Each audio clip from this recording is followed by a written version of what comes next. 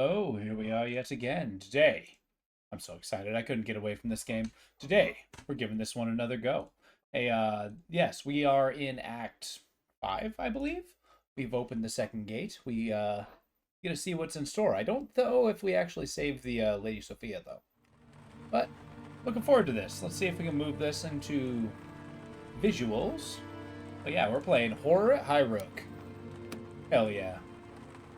Alright, let's get things started. Got myself a big old bowl of honeydew here, because it's delicious. So good. But yeah, let's continue the game, see where we go. Kind of super enticed to see where the story leads. How's everybody doing today? Another beautiful day. Missed yesterday due to a family event, but previously the Horror at High Rook. Read a lot. Now you're all caught up. Well, I mean, it was a little more than that, but yeah, you got the gist of it. Sorry about yesterday, Mad Hat. I could have sworn I said something, but I mean, I may have one of those situations where I said it in my head and then forgot to relay important information. Yeah, we'll be up and at it next weekend. Yeah, this one's pretty good. So right now we got the second gate. We're undergoing a whole bunch of side quests. We got Rising Dread just occupying several of our rooms, and we got this shambling ghoul, which is causing more than a few problems. I think we are going to have Hawk here. He's gonna start fighting us a ghoul. I need to find out what everybody's doing, where we're at. So very quiet. Where's the music? Okay, well, it's on. All right. So it's true. I may have read a lot, but can I not move people? Okay, cool. So we're going to drive off the beast. Oh, okay, we're not even going to kill the ghoul. We're just going to chase it off. Well, okay. So we got a Dread in the kitchen, Dread in the lab, Dread in the chapel. I do not remember whether we gave Calgar her liquor or not. So she's just going to have a fortifying drink. You, I suppose, wait, a broken quillion? What's that do? Shattered into slender pieces, this archaic weapon seems almost beyond repair. Oh, okay, so that's something Hawk needs to do. You do that. You open up the shipping container. And then, yeah, I think this Rising Dread in the bedroom is kind of brutal. Please? Okay. And you search cellars. All right. Now that housekeeping's done, let's see what we can do. Yeah, our hunger's not terribly high, but we found a very efficient way to get through the food. Once everybody's free, we all stack them up in the kitchen and, well, feed them.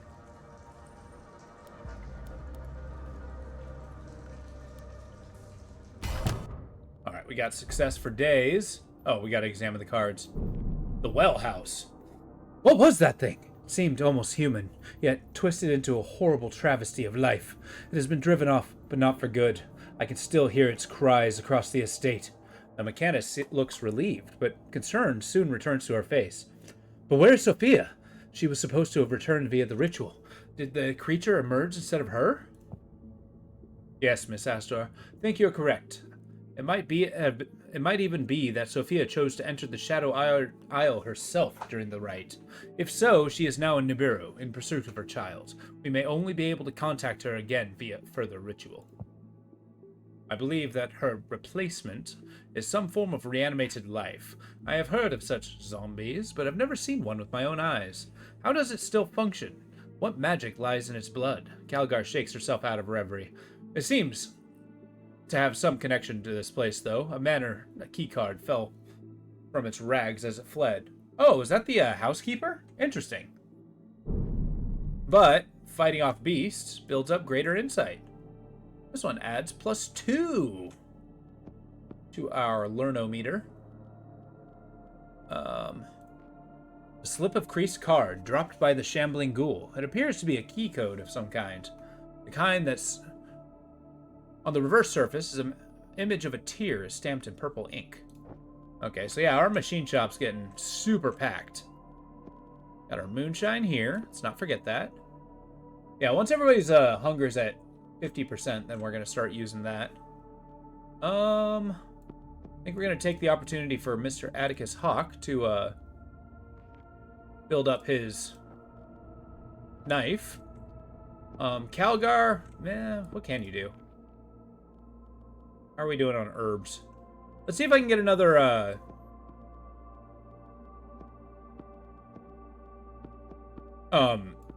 oily weed.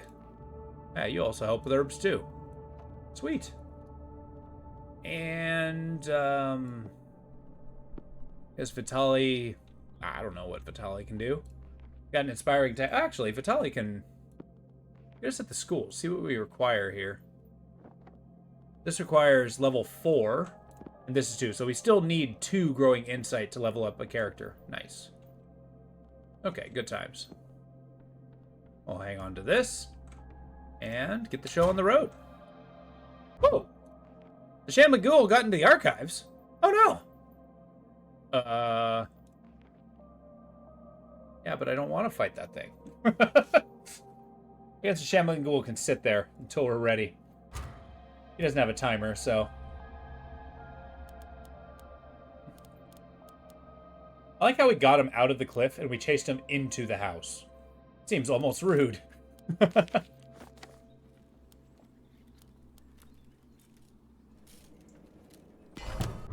Excellent. So he's got 1 second left. Out of the laboratory. That's fantastic. Calgar, get to work. Gonna hold on to this so until we use it. We got the Bernholt Quillian, a dueling dagger. Its characteristic curled hilt, designed to catch incoming blades. Such an item will attract significant interest from more dubious collectors of black sands. This reclaimed weapon is now ready for delivery. It can only be used by Atticus in the roots. So he's just off in his merry way, doing his own little journey thing. Where our Mechanicus friend, at level 4, we need 1 more level. Oop. Do it. We're waiting out this guy in the drawing room. So that we can actually start sleeping. Oh yeah, you should probably duel this guy. Challenge level 5. Twisted parody of human form. The stumbling corpse lurches around the house, as if driven by some infernal puppet master. Perhaps it was once human, but is now just a bundle of tormented flesh and shattered memories. Will not leave of its own accord and must be driven out by force. So we're gonna... Like, what is the skill? We're gonna use memories against it. Oh, we're only at level 4? Shoot. Gift of the Moth. Do it. But that's gonna make it so one of us can level up, which is gonna be sick. Okay, Focus Fern's good. We can cook out one of those. We've opened up the well. Where is the well? Okay. We got Amy's box, Forge Chore, and then Alfred's note. And a fishing rod. Hell yeah. So, well house. A crumbling outhouse built around an old well. Surrounding rooms converted into a pair of dingy bedrooms. Their narrow confines are crammed with simple objects of simple life. You know, okay. Going into, like, a manor with, like, a well inside would be absolutely terrifying. Can you imagine being stuck in there overnight? Just, you know, with this deep, dark well. Potential for anything to crawl up into it. Forge Chore. Amy and Alfred, I need you to sort through the refuse in the forge before next week. Not only is it becoming a tempting nest for rats, but it might also be where I mislaid the lantern I bought from Ashburg. I should really like to locate the device before winter sets in. Thank you, Sophia. Oh, okay. Well, it's a single use, but somebody can kind of clean out the forge. Got a call when you apologize. Regarding yesterday, I was sat sobbing in front of Baldur's Gate 3. Oh, I hear ya.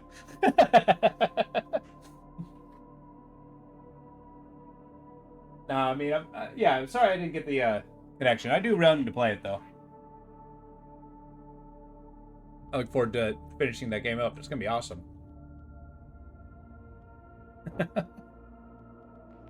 All right. Alfred's note. Things are getting worse with the master. I heard strange noises in the chapel last night and went investigating. Lord Acheron was there, in a circle of candlelight, a book in one hand, some old necklace in the other. He was jabbering and incanting. Rich the circles, coalesce and condense, meld the mind and join the flesh. Horrible! Now I'm even more worried for him and the family.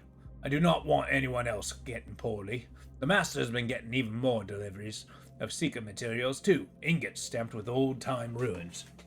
I'm no thief, but I'll turn to hiding these when they arrive.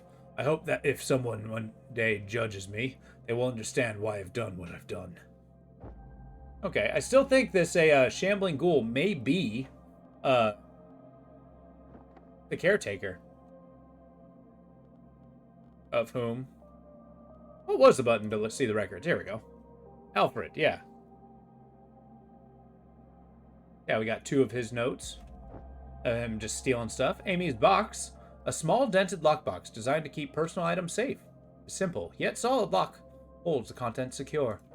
Okay, yeah, our machinist is going to be getting a ton of work done. Speaking of which, get some work done. Oh! Fine, get the booster matrix. Yeah, things are getting slightly more challenging. It's going to behoove us to get things done. Whoever's done first gets to work in the forge. Mr. Tubbs. Excellent. Job done. So we got Ember Liquid. That's awesome. That's going to let us upgrade our equipment. I think. I guess it's not. It's maximum upgrade, so it's only +2. Oh, well. March you. We will not march you on because I want you to make some more oil. Oh, yeah, you. Go ahead and clean up the forge, Atticus. Ash coats the oily floor, long years of work etched into the dirt. Tools and tampering agents lie scattered around strange soot-caked furnace. Which it almost looks like this place has been abandoned for a long time, but in reality it hasn't. I mean, shoot, people lived here only a few weeks ago. Wonder how it decayed so quickly. And a fishing rod. A crooked pole and a knotted line. Simon's beaten old fishing rod, a gift from some long-forgotten friend of the family. Its main feature is its durability, managing to remain serviceable after years of being used to retrieve paper planes and trees from lift baskets through the windows. Oh, that's kind of cool. Simon's old fishing pole. And I believe somebody with the tears skill. Yeah. Alistor and just Alistair could fish in the well house. You got a lot of work ahead of you. Boom, we scared off the ghoul. That is wildly unfortunate. The ghoul is searching clumsily for something, knocking furniture over, flailing against the walls. The turning, the burning. It mimes indecipherably. The edge, the glint. Okay, turning, burning.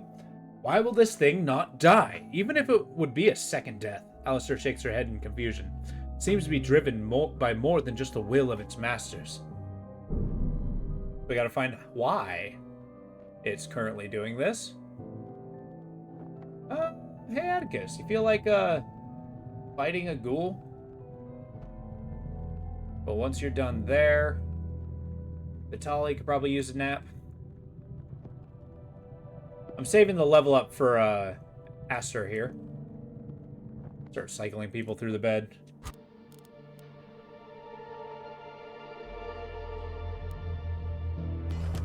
Excellent.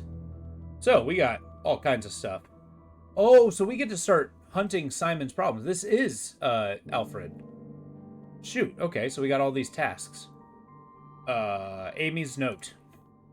Pa Alfred is up to something. I don't know if it's down to his bad dreams. He's been talking in his sleep, fever-like. Keep hearing him muttering, even crying. Worse though, I know he has been stashing deliveries around the house. They're things addressed to his lordship, hidden by Pa Alfred. I do not ask him about it. He is troubled enough, but with Lord Gideon acting all strange and Simon getting so poorly, we are a sad household. I don't want Pa to get to trouble when things he hid are missed. I have made notes of him. He thinks I don't know, but he is about as subtle as a goat, and his eyes are so bad he can hardly see when I'm presently standing in front of him. Oh, boy. Okay, so we got hidden stashes. One in the room over here. One in the kitchen. And one in the cellar. Cool. So while we're doing this, let's see about studying and getting better at what you do. We're popping those guys in. Do it. Leveling up the growing insight. And keep it going. I like how Atticus is fighting this zombie by himself in the forge. There we go. Machinist oil. Do I have another task for you? Probably gonna go seeking dreams. Probably gonna need sleep something fierce. Just hang out in the kitchen. I know for a fact I gave you liquor, so I'm not gonna give you more. Excellent. Growing insight. Okay, the ghoul's in the courtyard. I can probably leave them there for a second, if I'm being honest. Okay, Mr. Hawk. Hawk, I needed to get to sleep. Archivist key. You're next in line for bed. Oh, and the gift of the snake. Nice. Vials of blood. Oh, right. I accidentally replaced them. What is happening? Okay, cool. Level 3. That's awesome. She's going to be rocking any task given to her. And her first task is going to be fishing. Cool. See what we can get from there.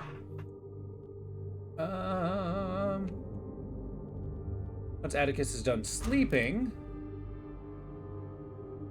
that's when he's going to start looking in the kitchen, then the forge, and all that. Seeking the ghost of the thing in the garden, which is going to stay in the garden until I need an herb. Alright. I was in the kitchen, and Pa comes in, all clumsy and loud. He drags a sack of coal for the stove, and he don't see me, as I'm in the pantry sorting some provisions. He drops the bag, and then takes something small and shiny from his pocket, puts it in one of the tool drawers under the sink, and no one ever uses, and covers it up, I reckon, because I can hear him rattling about with the other stuff there. And he starts stoking the fire. I come out. Give him a hug, and don't say anything, poor old fool. Kind of sad, considering your own... a fool. Oh yeah, this is a task. I think Atticus is going to be the next level up. That seems the best use. Do that. Once I cycle everybody through sleep... Oh hey, I got another level up. Cool. And a booster matrix. And you. What are you going to do next? You can do secrets. You're going to start hunting for this. With this. I need to be level 4. Oh, he's got to level up once. Oh, interesting. Okay. Well, if that's the case, then grab this guy. Keep moving. Flicker fry. A shoal of glowing tadpoles. They dart across the water like miniature shooting stars. Tiny chemical engines power their miraculous onboard illumination. Yeah, okay, that's gonna be the next thing we do. And then a sturdy container. A metal artifact box retrieved from the well. It's slimy and rusted from its time in the water, but the sturdy lock is still intact. Something rattles loosely within, but we will require some mechanical persuasion to exact its components. Cool. A little metallic persuasion. You're going to quickly knock out this ember stone. Just until sleep becomes available to you. Yeah, I think Aster's quickly become one of the more useful party members I have. Oh shit, I gotta get everybody fed first. Alright, here's what we're gonna do. Jiminy crickets. A rusty cartouche. A burnished rectangle of some ancient metal. Vague letter forms or runes can be seen etched across the surface, but are obscured by layers of rust and grime. We might be able to dissolve this rank coating to reveal the inscriptions below. Sure, plop that in there. Get another cartouche. And then you get in the kitchen. You must cook quickly, or eat quickly. We might not have time. Shoot. You're free. Exotic spices and the crate. Come on, machine room. Excellent. Everybody in there. Eat. Like you've never eaten before. Oh no. No! Food gone bad. Okay, we're having trouble. So, we got Vitali's note. Ever since we began to assemble the second ritual, my dreams have begun to linger to the waking hours. They add some tincture of themselves to all of reality after the fact, as if they are attempting to reach out to me beyond the confines of sleep. What if all dreams are not simply the struggles of unconscious mind, but a sort of reception and transmission? We have seen from the Mechanist that such remote transmissions are possible via mechanical means, so why not something of the flesh across time and space? The more I dream here, the more I'm convinced that such nighttime visitations might offer very real conduit to other worlds and histories. Okay, so this is just him on his little dream journey. I gotta find some more of those dream seeds. Eat them up. Alright. Sick clown disturbs library toad speaker. What? Public lecture, Black Sands General Library, by noted toad expert Dr. Thylin Mortottle, has disturbed on Wednesday by the actions of a fully painted clown. The entertainer, who is noted to have been from out of town, unnerved lecture attendees by standing silently in the audience for the first part of the lecture. He was later ejected on issuing the toad-like screams as Dr. Mortottle's speech continued. The clown, whose whereabouts are unknown, is said to have made threats, brandished a bone knife at librarians. Dr. Mortottle has repeatedly cancelled forthcoming events of this Pawn Life lecture series. Okay, so they got a creepy murder clown. Delightful.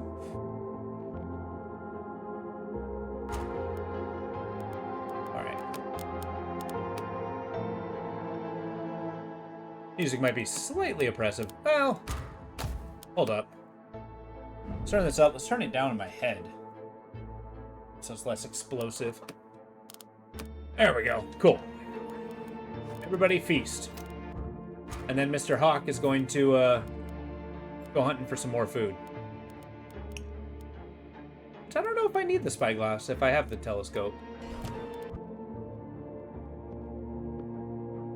Mr. Hawk. Elgar, fight him. Mechanist. What level is this? 6? Currently at level 5. Give me the machine oil. Algar's busy. Vitali. We got nothing more to do than do this. Clean out the forge.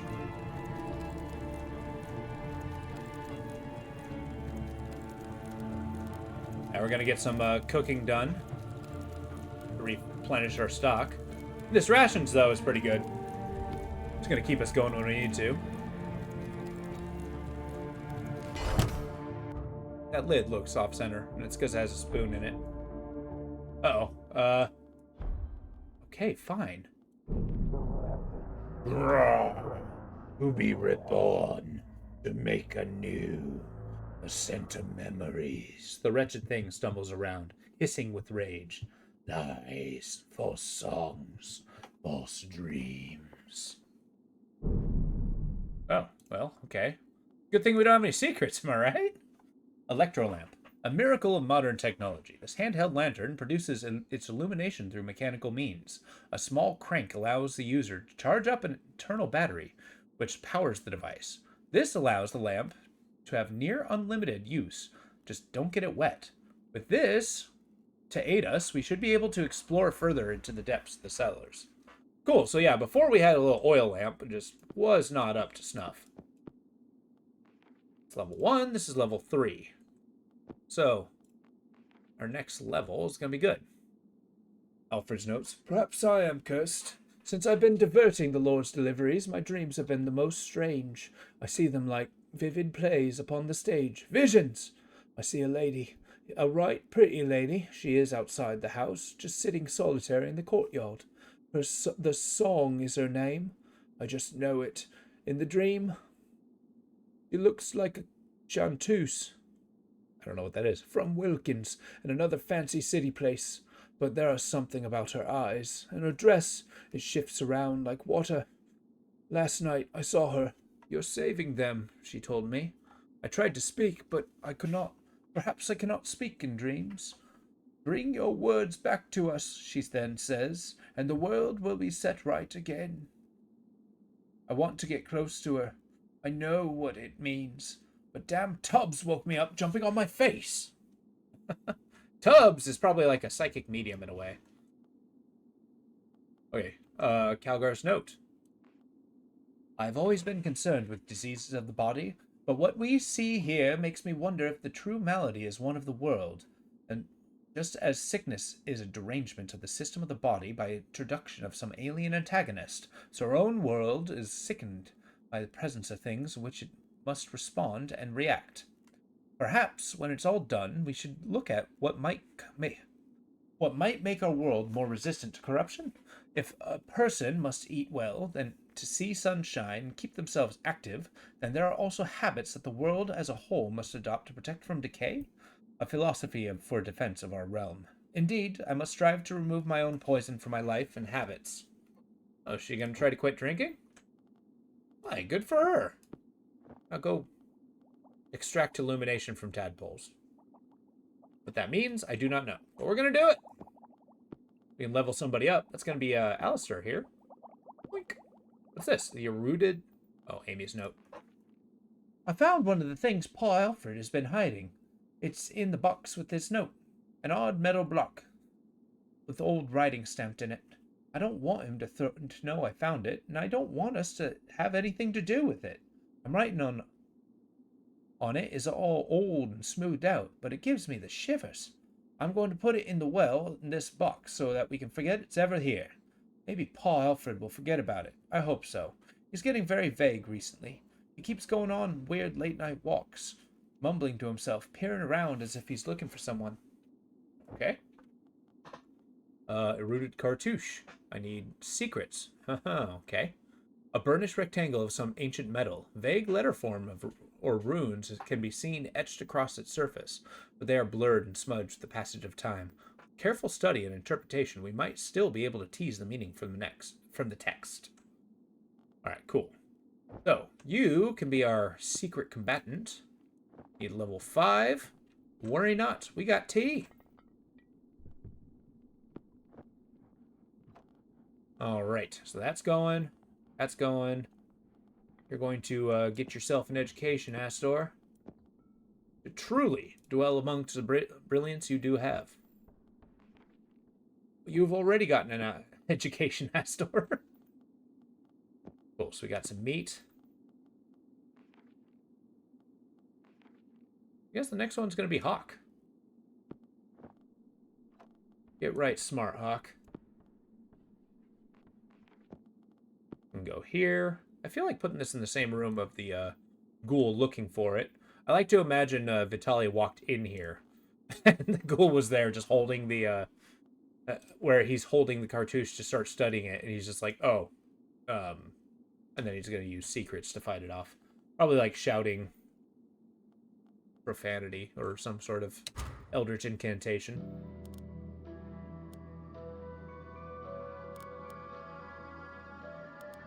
What level does this need to be? 4. So once he levels up, he's actually going to be pretty good. Oh, I did not give you a task. I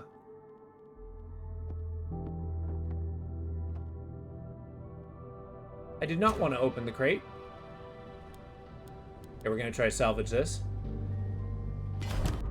Wonderful. Get in here, drink as fast as you can. Shambling Ghoul has moved into the incantation. Okay, you can kind of stay in there for a minute till I'm ready to deal with you. Thank you, Mr. Hawk. Cook a meal in victory. And you. You still need a level before I can reasonably deal with this, so... We'll do this. A glowing flask, huh? A flask holding distilled luminescence of flickering glands. When shaken, the chemicals within provide a brief but bright illumination. Well, that's cool.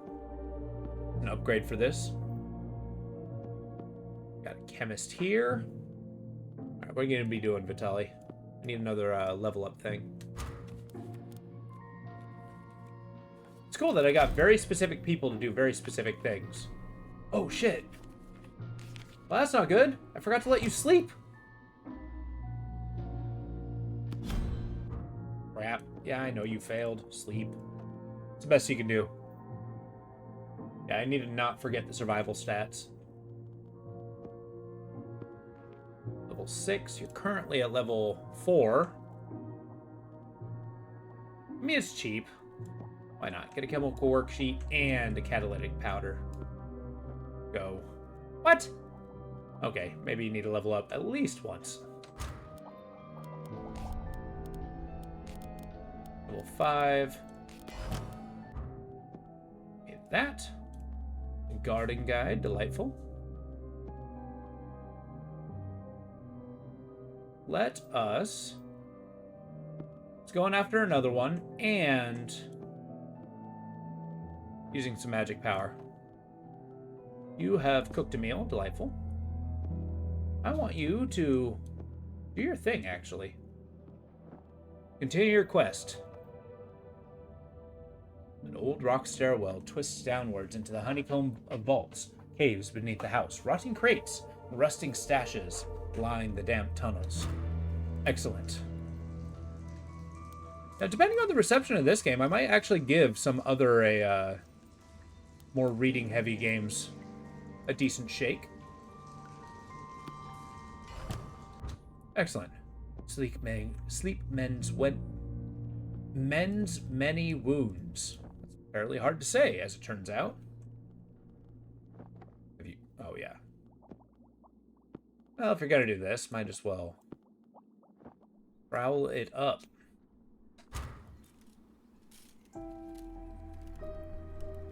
Brewing some tea.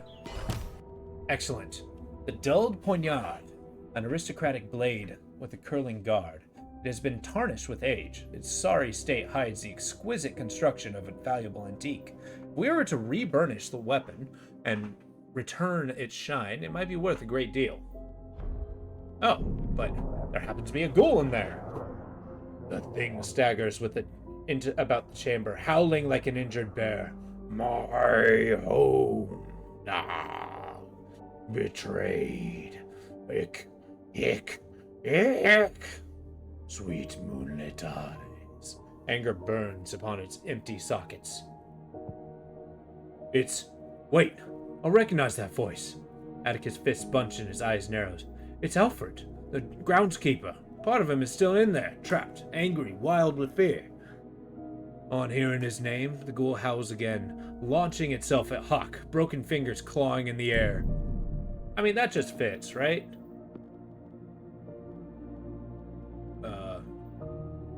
I did have... Oh, crap. Needs to be level 2. We are at level 0. Sweet. What I like to see. You just hang out in there. So basically, Hawk here just shut the door in his face. Is the only thing he could do. Although, I guess we are technically stealing from them. Alright, cool. So, I don't like going down to the cellars much. The top chambers are okay, but once you get further down, it gets all clammy and sick feeling. There's too many doors. I don't know my way around, but I had to go down yesterday because Mr. Gideon wanted some bottles of liquor. When I gets there, I see paws shuffling around, wedging a box up on one of the beams. What are you up to, old man? I says, cheerily, but he replies with some dark tone. Never you mind, child. Ain't none of your business.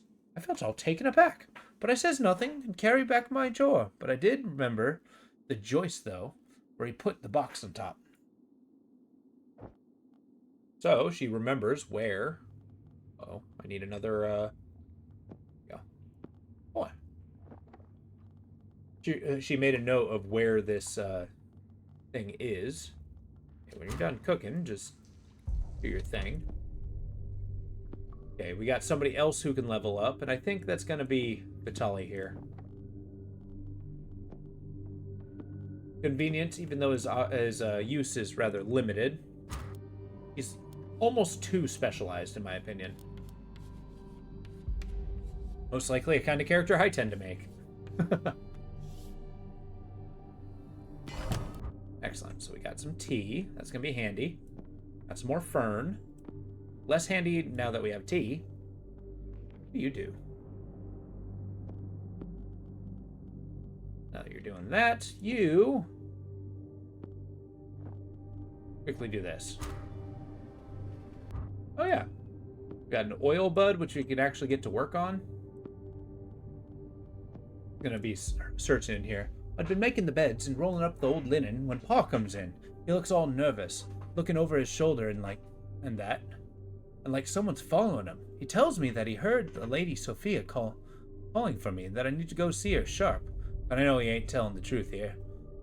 So when I leave the room, I waits outside the door for a while. I can hear him stashing something in there, clanking with the noise that only an old washbowl makes. So I reckon he's stashed another of his secrets there. I keep meaning to go back there and see what it might be. I just hope it's not more smokeweed. But with Simon so poorly, I'm spending most of my time taking care of him. Get another piece of honeydew?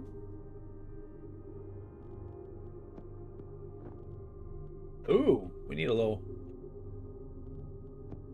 Okay, so definitely needs to level up. While we are here, we can make our oil bud. Definitely need another... Oh, here we go. A frozen cartouche. A burnished rectangle of some ancient metal. Vague letter forms from runes can be seen etched across the surface, but are obscured by the strange frost patina that cannot be rubbed off of the frigid metal. We need to heat the item up to remove its frozen sheen. That's kind of cool. You go in there and find like an absolutely frozen freaking Oh, nice. I actually got ember liquid. Frozen brick. Okay, what are we doing here? I need you to go find some more food. And then we're going to go have battle in here. Excellent. Task complete. There we go. Cool. He's going to do his dream journey. You're doing your chemistry. Cool. Everybody's doing something.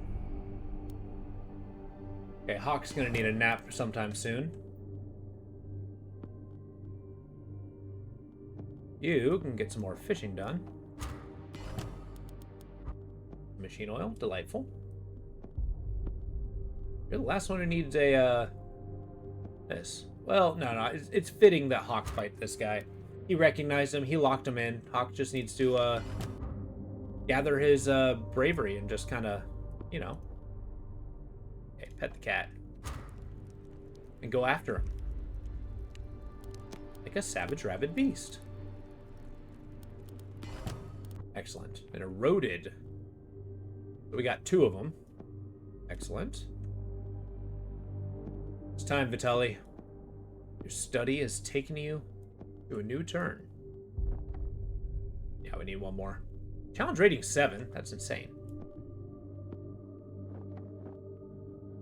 Oh, we're only at level 6? What? Holy Tolodi. Okay. Shoot. Guess that mystery is not going to be found quite yet. Yeah, they're both level 7. Brutal.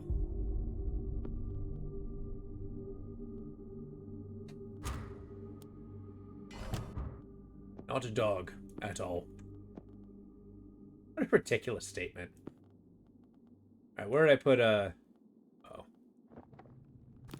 he's holding the... Oh, yeah, let's not be in the room. Sorry, Hawk. That hurt. Ooh, Vitaly took some damage too. A healing jelly. A glob of viscous life drawn from the depths of the well. A mindless jelly. Its body a bag of cleansing chemicals. When applied to the skin and with clinical supervision, the tendrils of the medusa can heal injury and restore health. That's sick. to task focus. Then we got another light bug. Get another one of those.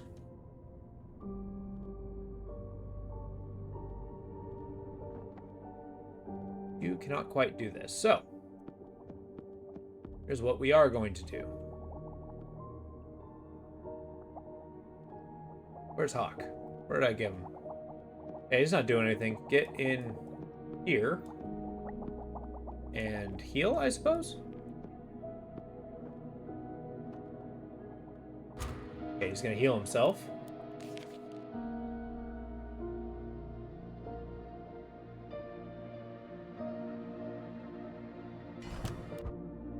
Patched up and ready to go. Excellent. Get some sleep. Stone's going. Study. Still needs to be studied. I guess we get another archive going. And then what else we get? We need another nightlight.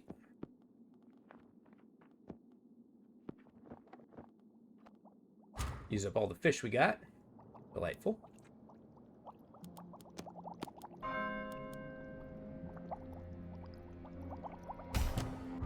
Nice.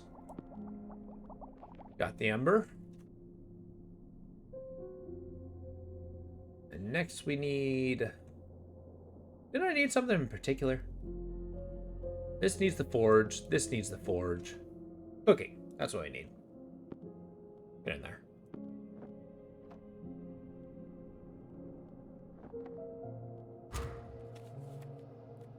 Everybody's doing something. Then we're going to go combat the ghoul once Hawk's ready.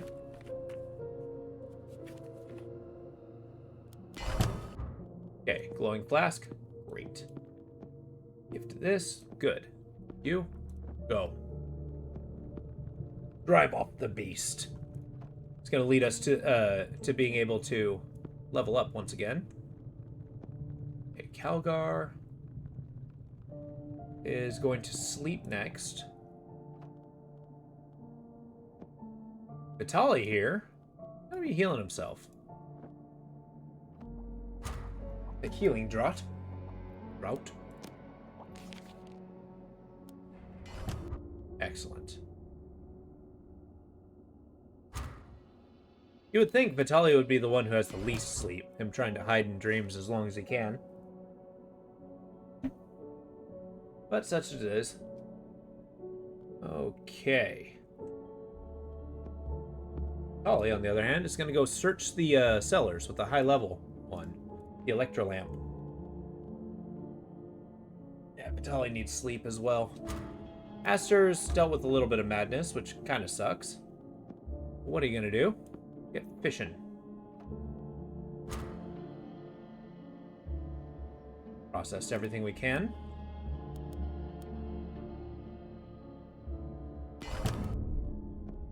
In the well house. You kidding me? Oh, CC, you kidding me? Okay.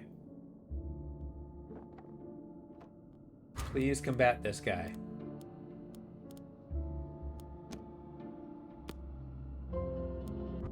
Hawk is going to actually do his quest.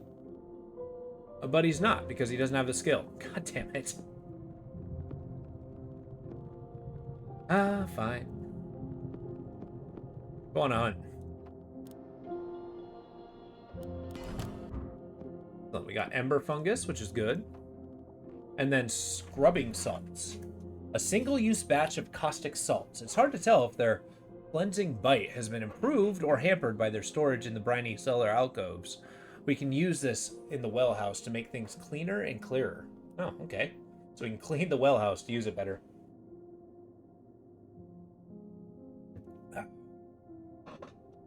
Algar's doing that. You are going to get some sleep.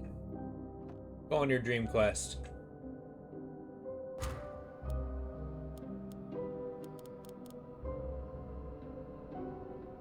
When she's done here, she's going to start digging through the garden again. Here we go. Found a clockwork heart. Poor fella. As much as we did him a favor here, I can't help but feel for the old man. Atticus frowns wearily, anger rising in his eyes. He didn't go into this like Lord Gideon, hungry for power and careless of others. He was just trying to protect those around him.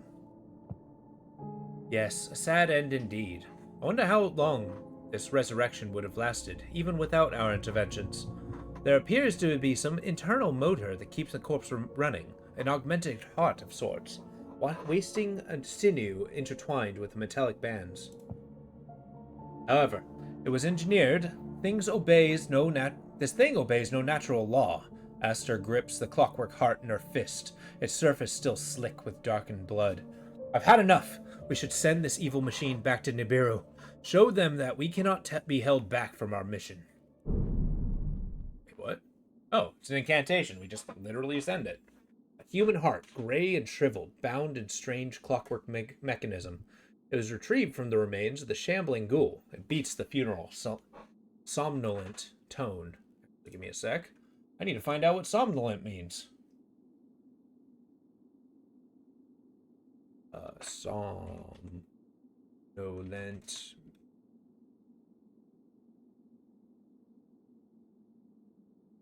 It means drowsy or sleepy. Okay, so it's got a sleepy tone. Huh. Interesting. You can use that word from now on. Pop that in there. Incantation 6 is kind of insane.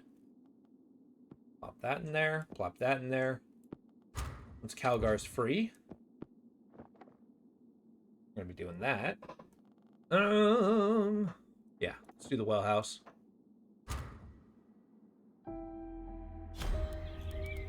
Hey, day 23.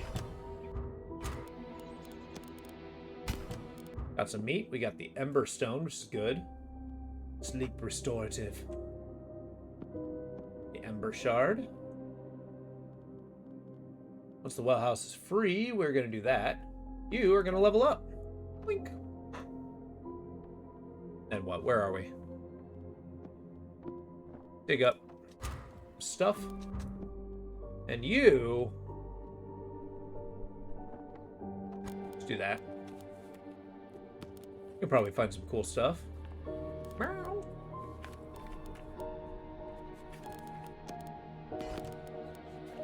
Oh, here we go. Wow, look at all the stuff I found. An arcane lens, a stained and ancient optic device. The well slime has been wiped from its surface, yet the lens remains dull and opaque. A strange runic symbol marks its face, hinting at the true reparation that might require more mystical measures. Okay, well, we got a task here. And a slumberfish! A dainty silver sliver of a thing, a pastral purple algae eater, lives mostly in the darkened pools of cave mouths and coves. Its sluggish movements and sleepy eyes hint at the sporific effects of its flesh. So I can make a sleep drought out of a fish? Okay. Where's Hawk? What do I have you doing? Okay. I need one of these. Once chemistry's ready, we'll go there. And then Aster's going to get ready for bed, because I frequently forget to tell him to sleep. Or her to sleep. Excellent. Cook a fish.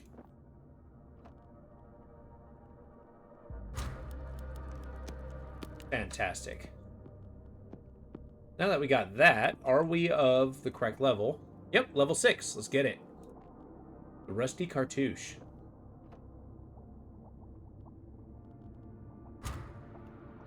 Oh yeah, Vitaly.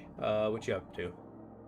How do you feel about doing some incantations? Excellent.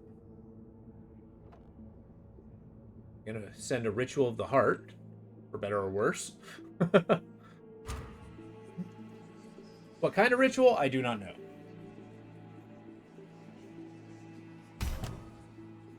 Uh-oh, where do we go? Ember shards, delightful. That's gonna be Hawk's next task. Aster, get some sleep. The ritualist here is just gonna be doing magic like crazy. Stupor soup. A thin yet pungent broth. infused with the sporific flesh of the slumberfish. The orphanages of Deepspire often keep cauldrons of the stuff bubbling in their great dorm rooms, shadowy matrons doling out bowls to guarantee a quiet night. Oh. So a little sleep soup? Seems like a charming thing to give a kid. Oh, hey, I can actually clean off the knife. Do it. Let's clean the karambit. And we found it. Piece of the puzzle. Looks like this piece. Alright, what are you doing next? I want healing drought. Get to work. Whoa! The song. I felt the melody stop, the chords resolve, my mistral broken by your interference. What is it that you want, half-lives? You and your ilk form such tunnels, tuneless interruptions. Your world is made of whispers. You are not worthy to enter the refrain. We are not as weak as you suppose. We can see the tendrils of your corruption. We have dealt with all your loathsome minions so far. Astra is trembling but defiant. Your unnatural order will only decay under its own corruption. Return those which you have taken and be gone forever. Cup, you wish to see them again, yes? Then take this gift, alongside the seal which I must offer. The cup reaches out from the electrifying mists and drops a small silver bell on the ground in front of you. Call your companions with this if you want, but they are not the only ones who are listening. Whoa! Okay. Ghastly Grimness. We're on chapter 5? Holy crap! Okay, I did not expect to do that. Reading is not living. Knowledge is not experience. Rude. I love reading. Alright, so we got all kinds of things right now.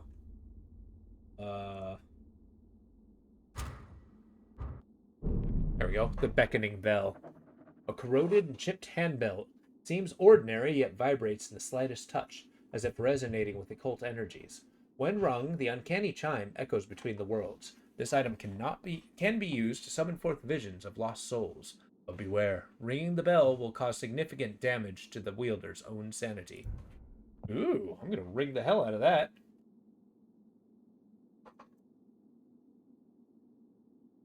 Was one of those summoned fiends, the siren that seduced... Sorry. Was one of those summoned fiends, the siren that seduced poor Alfred? The foul banshee tricked him to his death. Atticus snarls, weighing the club in his hands. Oh, he's just carrying a club. All right. Poor old man, he's just trying to protect others. Only end up dancing around like a rotten flesh puppet. I fear so, Atticus. The groundskeeper spoke the song in the journal. She seemed hypnotized by him. A poisoned chalice indeed.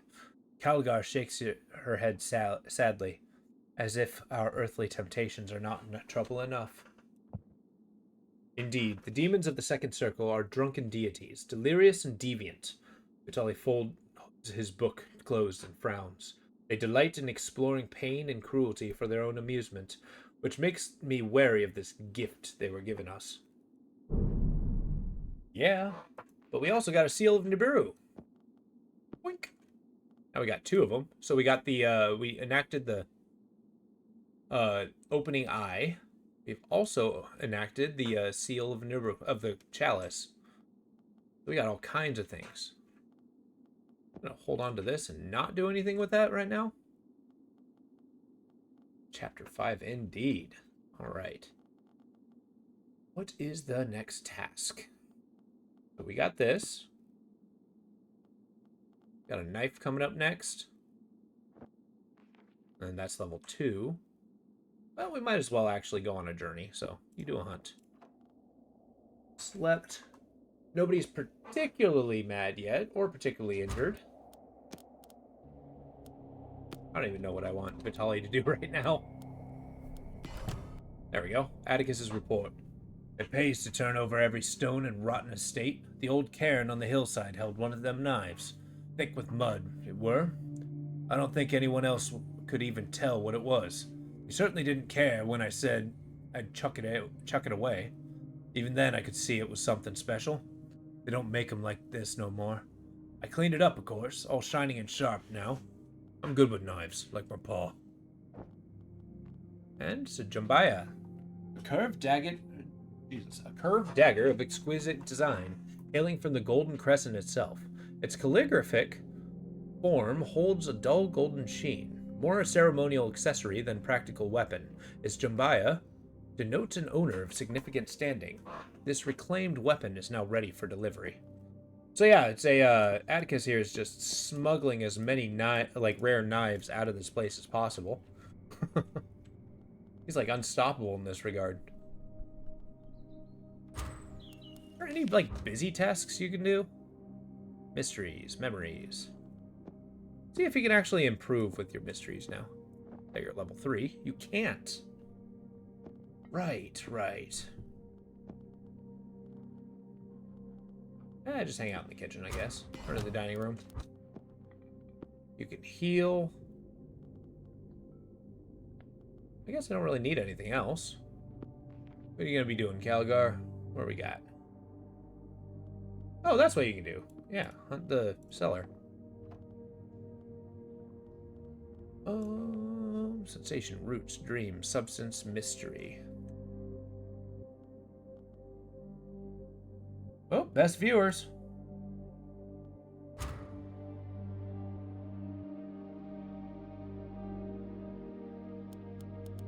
Packaging up and sending it out. Nice, the Emberstone. Good.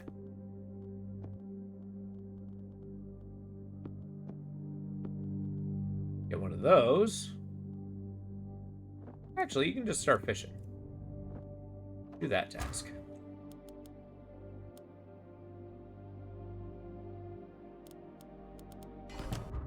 Alright. Courtyard finished. Get forging. Let's do the bigger shovel. See if we can find anything particularly useful. Alright, more ember fungus. Gonna need that. Exotic spices, always good. Hawk is just blinking away at his own adventure. Let's do 2 bouts of this. Excellent. Healing jelly. Anybody injured? Aster. Get over here. How many of this am I allowed to have? Just one? Yeah, I'll hold on to the fish. Heal yourself.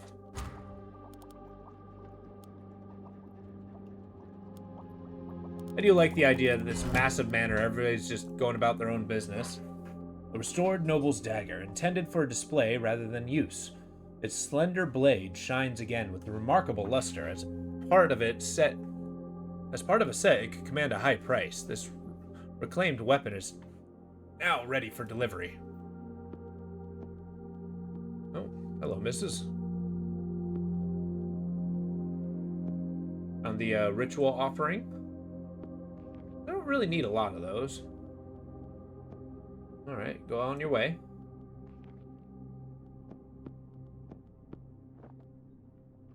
Send that out. Am I out of daggers? I think I might be. Cleaned all the things I could. Excellent. Oh, you know what? Calgar hasn't had her wine yet. Or wine. Moonshine. Cheers! All characters. Whoa!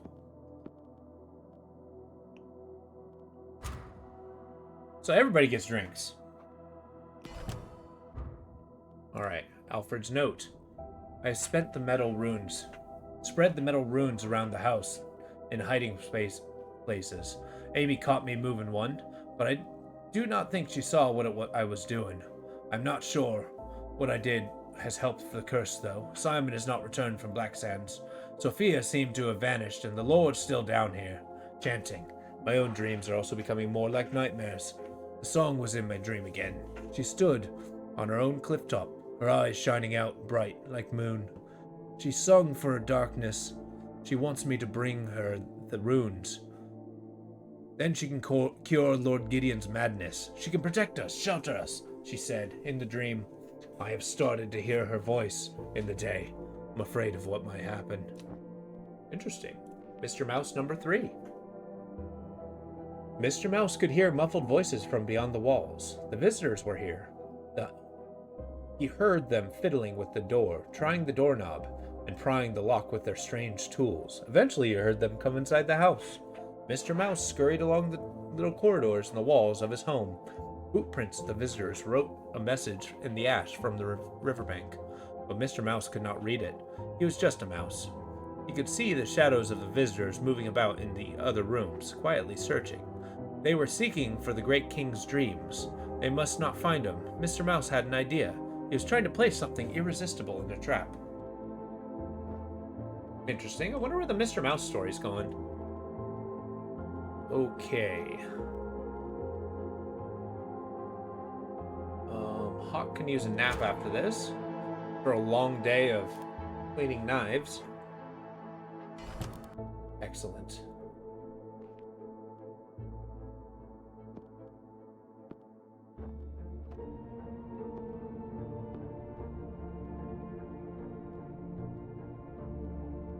Algar here can synthesize a mushroom. That's going to open up our... Oh yeah, we can look through the archives for the chemical thing.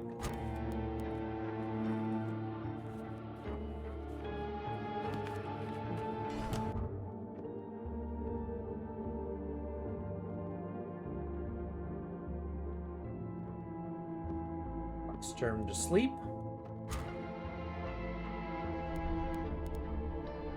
Shame I haven't found any more of those dream seeds. I don't want to know what Vitali's story is, as he gets lost in the eldritch. Evening. Alright, Vitali, you're forging. Algar, I don't know what you're doing.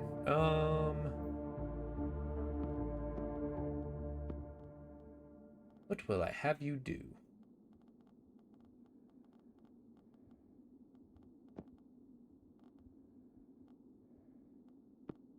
I guess you're safe enough here. You go on a journey. Oh yeah, you do incantations, don't you? Here, mess with an incantation. You are rather repugnant. Magic. Ask level 6 is insane. 7 I just simply can't do. Excellent.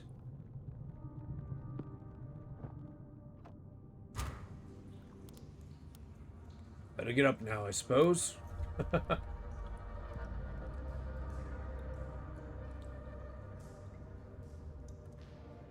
might use the lower level one to start finding, Whoa! Tohill's Lens. As supported, +1. That's amazing. How it found its way to Black Sands is a mystery, but this curious lens originated far to the east in the land of Akar.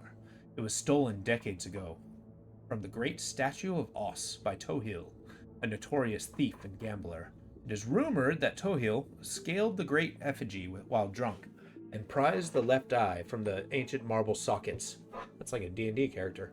Although he accumulated an eclectic collection of goods in his career, Tohill lost his finds to debts almost as quickly as he acquired them. The lens had changed hands innumerable times before it found its way to the underground markets of Deerwitch. But of all the owners, few have known how to activate the focusing power.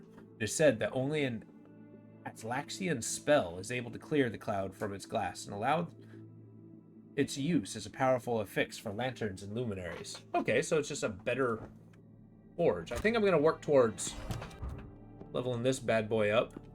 First opportunity I get. Like so. That's a good one.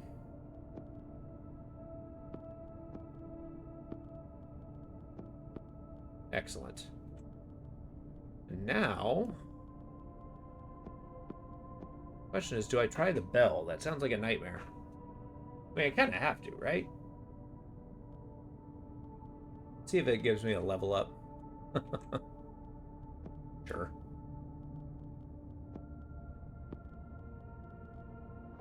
Are you level 6 yet? Yep. This incantation's gonna be pretty thing, but it's good that she gets madness because that's just everybody who needs this. What am I gonna do with songs? Child room, Lord's chamber. Because yeah, she drinks, so basically she's gonna find that. Sophia's notes. Handful of Mechanist notes written up by the Lady Sophia Acheron. There's some sort of design sketch on here, but needs some study to extract reliably. Can only be used by Astor. Don't mind if I do. Where's Astor? Busy. An angry note. My darling Oswald, what have they done to you? After serving the house so well and for so long, they treat you like refuse. You even broke your right arm in the service to these pigs. And now, no respect, no care. Your bone boxed up in some ebony case, stashed in the forge, without proper burial or ceremony. I will not stay here any longer. I'd rather risk destitution than continue working for such fiends. Can only be used by Calgar. My darling Oswald. Interesting. We got a Calgar quest. Man, we're finding all kinds of cool stuff.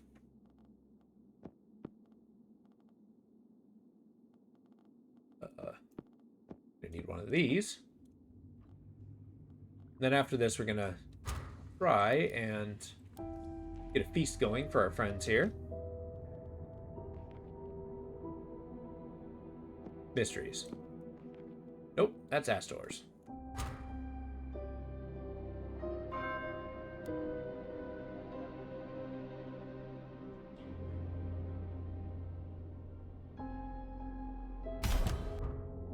Uh-oh, the shadow of Amy? Amy Blaine. A ragged hole has formed in the air, a spectral window to the unseen twin. A forlorn figure appears through the mist. Who are you? You aren't the one of those demons, are you? They took my paw. They took his heart, put it in some ticking clock, and made him a monster.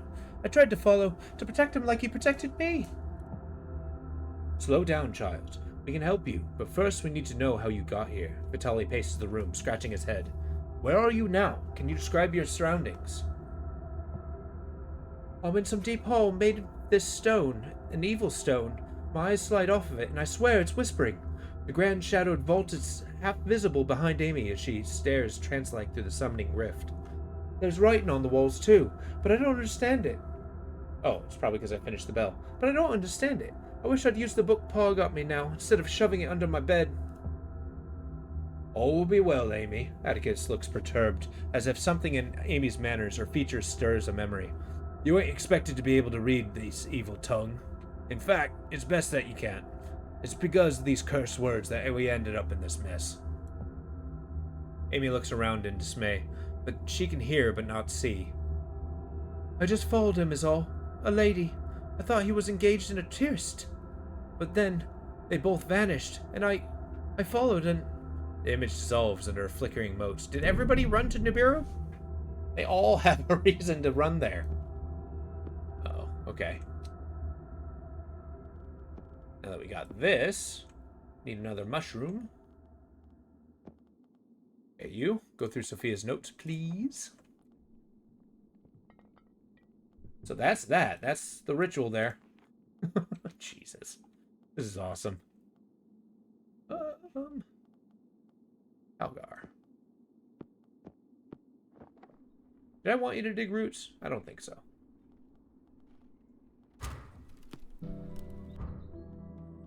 Got secrets here. This is definitely getting to the place where we all need to, oh, you need to branch off. Here we go. Shipping crate. Need to get that moonshine. Calgar definitely needs some sleep. Open the crate. And Vitali's just kind of sitting with a thumb up his butt. So, make him do a ritual. He does spend inordinate amounts of time just kind of sitting there and...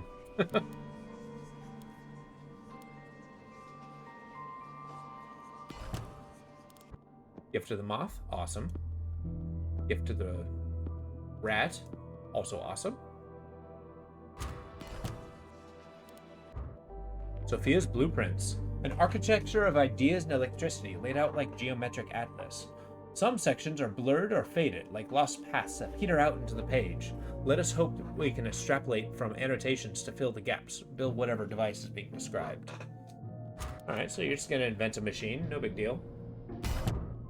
Gonna go here, we got our moonshine. Got our sporific. Algar's gonna get some sleep. We're gonna upgrade this bad boy. You are.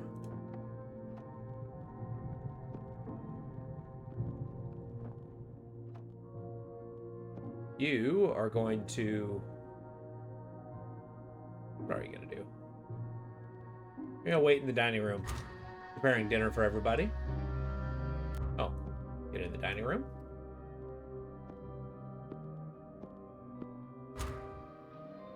Got two fairly long tasks. Everybody can meet for dinner and then chat about their findings. At least one time in several days. They can meet. It's been upgraded. Yeah. Whoa, and we got an Ember Wraith. Alright, dinner is served.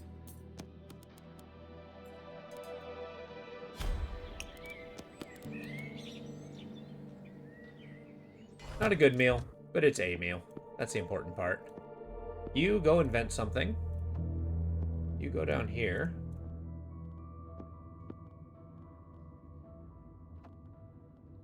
You have already gone to sleep. There's no madness filtering around, so we're okay. Where did I put that raw meat? Ah, crap, it went bad. And Algar's in the middle of drinking, so there's that. After this, Vitali's getting some sleep, and Aster right behind him.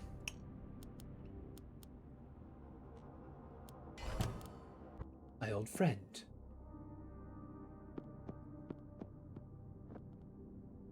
Oh. I don't have enough sleep power.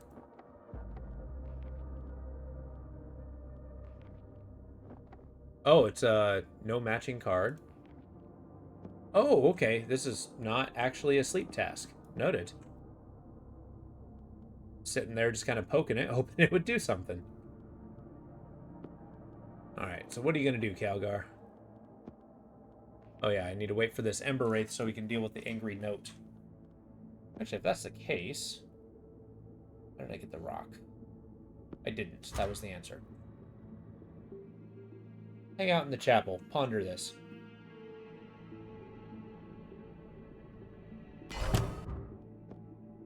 Ember fungus. Get to work. Ember stone. Excellent. Raw material. Mr. Tubbs. Seriously? Fine. Pet the cat. What's this? Useless junk? The designs have led nowhere, but it is not the tools, but the entire idea is unworkable. Oof. Okay, sorry. Guess invention's hard.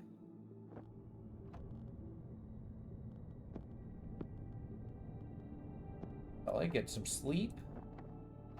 Go explore the dream world. Oops. Unpause. Okay, once we're done in this room, we're gonna start hanging out in the well house. Oh, a dog. Hell. You are somebody who would like a dog. I mean, don't get me wrong, I like dogs too, but... I'm never gonna claim a cat is a dog.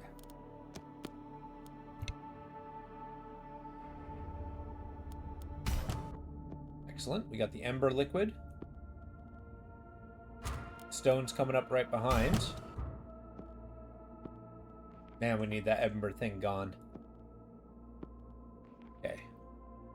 This is fishing level 4. We're good to go here. Our good Raven friend hanging out in the lab. See what else we can find in the cellars.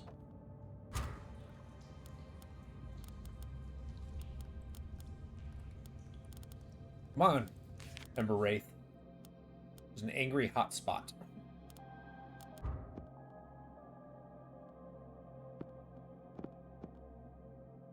Hang out with the cat. The Archer's Primer. A primer for the uneducated by Winston Archer. This profoundly condescending handbook was given to Amy by Alfred on the occasion of her 18th birthday. The intention was kind, but the implication was rather dampened the celebration. The endless lectures... God damn it. The endless lectures it contained might hold some inspiration, however, if only we can manage to push through its patronizing disdain for the reader. A book where the writer just doesn't like the reader. I like it.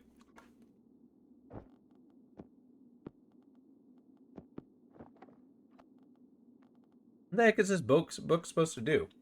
It increases memories? So I just don't need any of this gift to the moth ever? Are we gonna level up something? I don't know. We got the angry note. Let's study. That cat's gotta move. Gideon's note number 11. Sophia's left me. I am now sure she has fled to Blackstands. Our last few conversations were terrible, rage-filled exchanges. I expected she is now in town now, rallying her colleagues for support. It is probably best. It is certainly not safe for her to stay here right now. It is clear to me now that the rites of the Circle require words drawn not from the books or tablets, but from relics taken from the domain of Nibiru itself. This also means that I can no longer rely on the Seekers for every scrap of knowledge, and I must begin to forge my own path and acquire more relics of incantation. Perhaps I can assemble a new rite from the Atlaxian cartouches I am gathering. Their origin might be the domain of Nibiru itself. And then we got the Moxton's Carafe, a graceful vessel composed of elegant curves and forged from prismatic crystal. Jonathan Moxton was a vintner and some repute, one of the few winemakers to succeed in cultivating grapes on the cold East Coast. Decadent tasting seasons at his clifftop plantation become popular with the city elite, who invariably made bulk orders before leaving. However, many spoke of how the wine seemed to lose its bouquet when sampled at home. Some say it didn't travel well. Others claim the difference were due to the strange decanter Moxton used to serve his guests. And indeed, when the unusual glassware vanished some years ago, Moxton's business suffered a terminal decline. His empty plantation still clings in ruined tiers in the chalky cliffs of Solstice Reach. Man, you know, I really hope the creator of this game goes to town and just kind of like... Yeah, just absolutely goes to town, just making this world huge.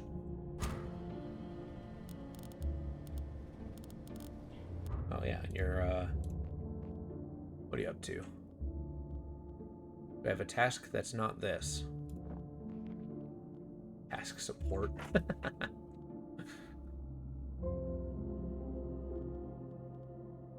I guess just do another cellars? No, Aster needs sleep, like something fierce. Probably falling asleep in the well. And that is not where you want to be. Healing jelly. Is anybody injured? Hawk can use a little bit. Flickering fry. Nice. Some shut-eye. Mr. Tubbs has plopped firmly in the kitchen with no intention of leaving. Yeah, we found a fragment. Algar's report. I have found the head of the orderly, like some macabre game of hide-and-seek. Why did the previous lord choose to treat the body so strangely?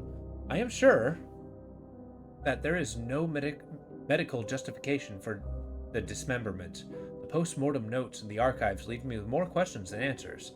As the dark nature of this estate becomes increasingly clear, I fear that the fate of this body was more to do with the ritual than science. Okay. Interesting. Hawk's done opening that crate. Some moonshine.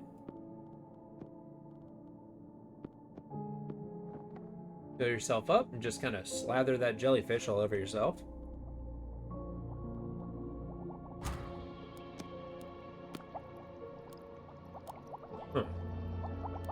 Yeah, the slumberfish is going to disappear pretty quick. That cat has got to move. He's driving me crazy.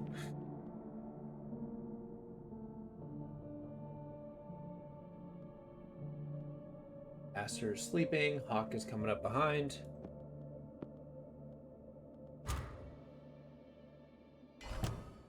Excellent. Now the question is, what did I want Aster to do? All very good questions. Some I don't have answers for. Go. Hang out in the well house. You start digging. You. Okay, I can only have one. So our flicker fry might disappear. Game. Alright. You can go here. Mr. Tubbs, you're killing me.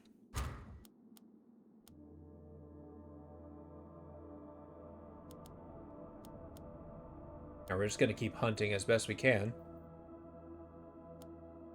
Still got to find a way to get a secret level 7.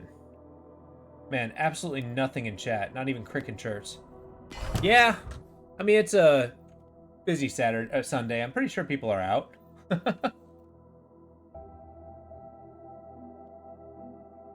Seems to be a pretty slow day today.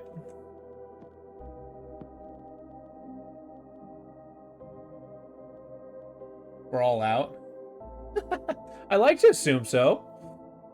I don't just assume everyone's sitting at home.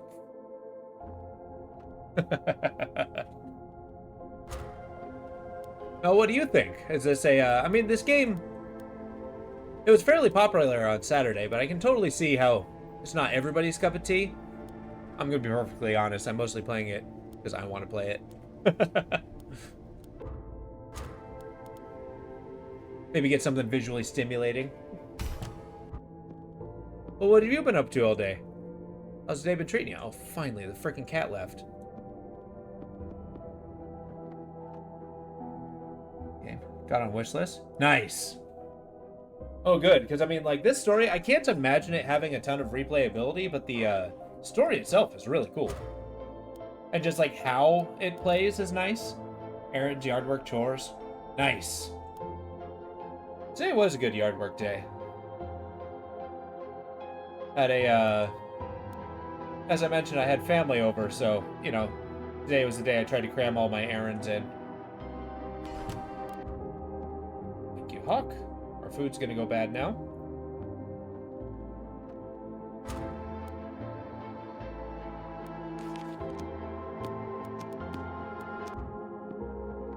Let's do another incantation. For good measure.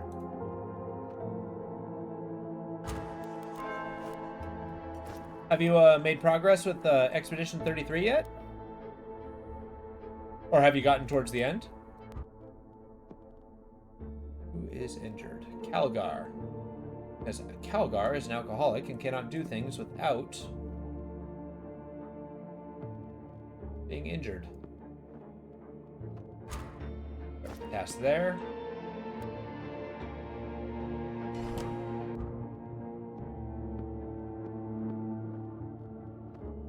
Start that task. Now that we got the primer. Uh-oh, here's the shadow of Simon. A ragged hole is formed in the air. A spectral window into the unseen twin. A hollow child appears through the mist. Mama, is that you? I'm so tired. The clock says I will sleep soon, and the roots will take care of me. It's very cold, but you get used to it, until you can't really feel anything at all. Simon, don't go to sleep. Calgar peers at the hollow child, then steps closer. You can feel the warmth here, now? Toward my voice? It does feel nice, like the kitchen when Amy's cooking. The ghostly image leans forward blindly as if trying to touch the real world. Something falls from the boy's pocket. Is Amy there? Or is she there? Or is she asleep too? I want to come home. Oh, jeez. A toy donkey? A little bit into Act 3. Things got busy again, so I haven't been able to put some... Oh, I gotcha. That's always rough, like, when you're really into a game you really like, and then you just can't, like, you know, dive into it as heartily as you would like.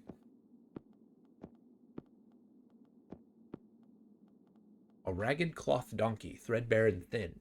Its lacking stuffing noise. Its lack of stuffing makes it almost two-dimensional, but despite its ruinous condition, the donkey spirit still burns bright in this studded toy. Close contact with the thing remains a person of their childhood, glimpses of forgotten days in the playrooms of infancy. When all was new and enchanted, stoical and solid, the beast was always there to lighten the load and calm the nerves with its doleful eyes and patient manner. I mean, yeah, that's a lot of words to say something I'd agree, but donkeys are freaking awesome. I love donkeys. Given the opportunity, I'd have a pet donkey. Cool, so we're getting tools from these, which is awesome, but also not really pushing us forward. Maybe getting these tools and leveling them up is going to be the biggest strat here. Emberstone. Cook the food. I think Calgar here can get a nice little nightcap. Playing with madness.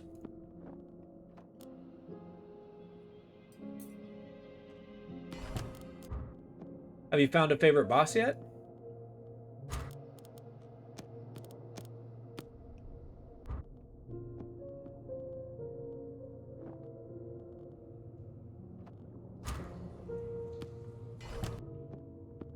My old friend. I do like the implications that I keep forgetting whether I have fed Calgar moonshine or not. And the fact that it's like, maybe she's just descending further into alcoholism.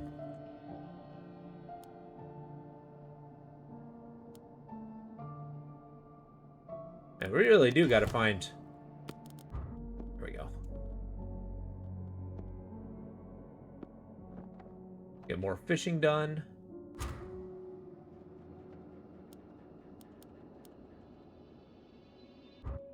Yeah, there's got to be a way. Maybe I can get like a +2 something. +2, +3. That only brings us to 6. There's no way. I gotta find a way to get this chartouche. That's more of this. Nice. It's a new day. Day 25. Almost the end of the month. Doesn't tell me which month, but it's month. With the bird chirping, I'm willing to bet it's a... I also like how the shadows and lighting go here. But it kind of tells me it's like spring or summertime. Maybe like early autumn.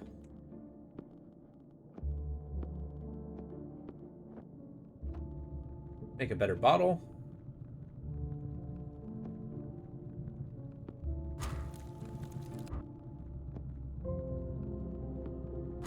Got a lot of people wandering listlessly around. I need tasks to give them.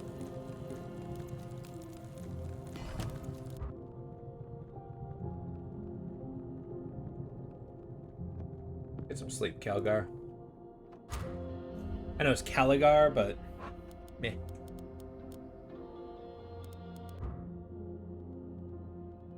Get our moonshine ready.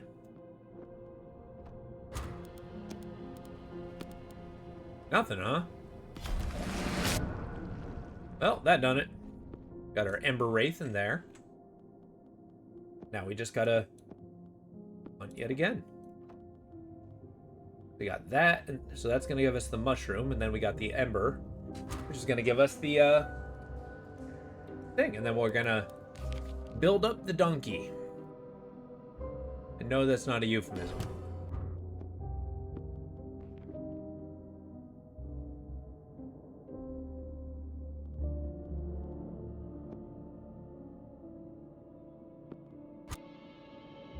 A little bit of progress. Hang out in the lab. Just think about not drinking or something. So here, can do a little bit of sleeping. Get this ember going. Now, all these are at maximum upgrade. Maybe I'll get a secondary item. Wouldn't that be nice? Okay, a little moonshine in a crate. Algar, go. Do another one of these. See if we can find nothing. Maybe that's a wasted effort. Stokes!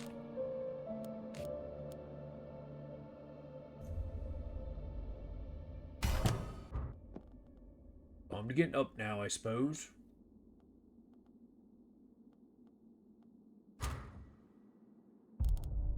We're almost there. Excellent. Now, Vitaly, you know everything about stuffed donkeys. Go.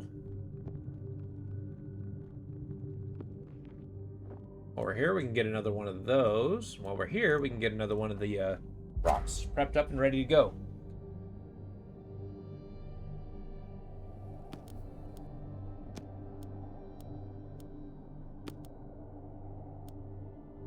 I guess we're just kind of waiting for the next spectral assault. Been a long month. Oh,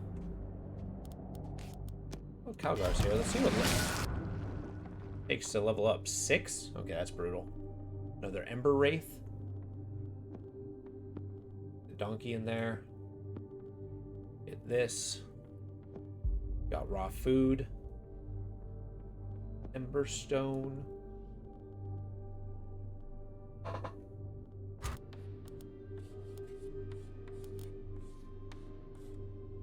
Yeah, we really do got to find out. So, mysteries. Mysteries. I think this is the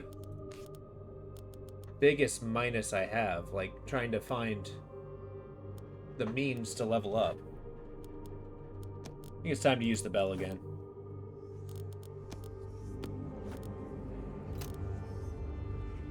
Vitaly just really needs some sleep. It is amusing. This is a place with, like, 4 beds. Only one person can sleep at once. Why do I always put the person who's most sleepy into the ritual room? Seems foolish.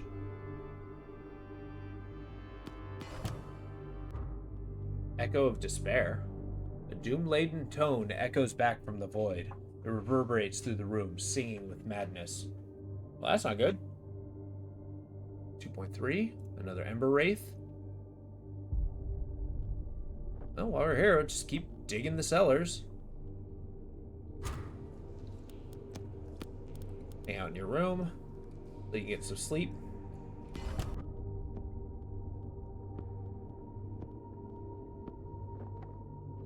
Get fishing. Get dreaming.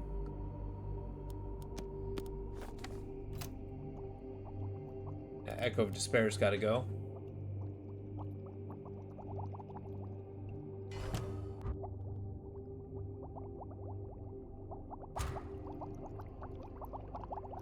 Perhaps we should focus our efforts elsewhere. Okay, so we've ran out of stuff. Our Flicker Fry, which are probably going to go bad. And our fish.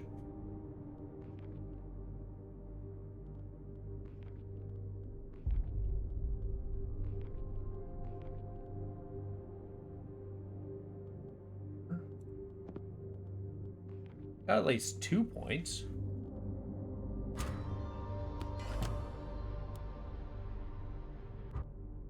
Strange dreams. At least we're rested.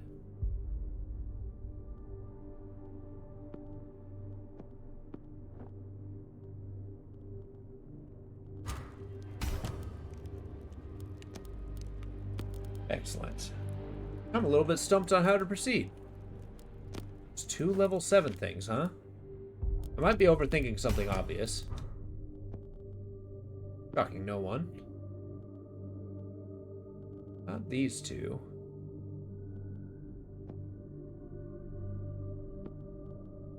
What happens if I got 2 people in here? And just filled it. with a buffs. Huh? Nope, that doesn't look good. Man, that Palatino pen is not helping us. +1, +1, +1. Wonder. No, surely not.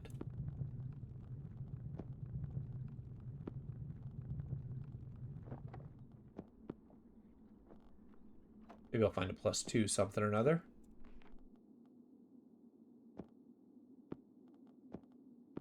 Get the bell going.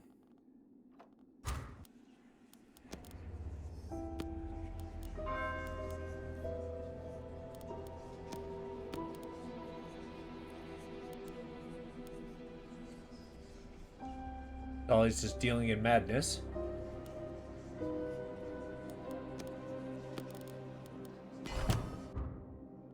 Another Echo of Despair. Okay, this is not working out the way I wanted it to. Everybody have a drink. Good evening for a toast to a continued, I don't know, progress. Excellent. Now a good meal. Stiff moonshine and a meal sounds like a great way to go through the day.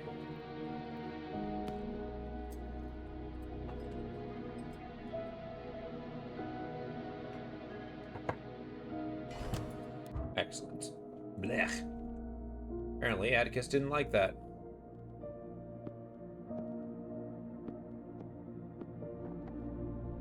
Getting there.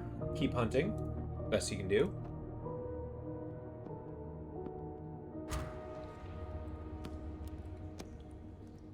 That echo disappear. Let's just do a ritual. Can use a nap next. Vitali being a layabout. That's kind of, you know, by design.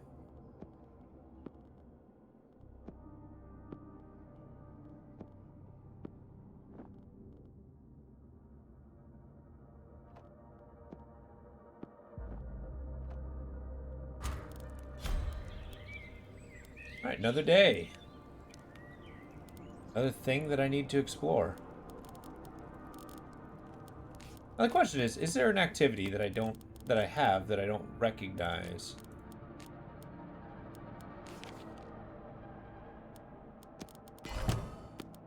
Let's try an inspiring text, see if that gives us anything.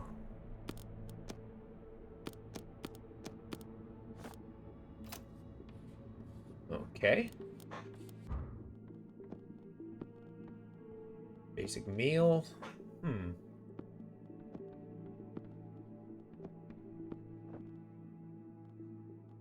After this, we'll see if it gives us a clue. Got a donkey. Being resolute. It's gotta be fishing. These are the two activities I got.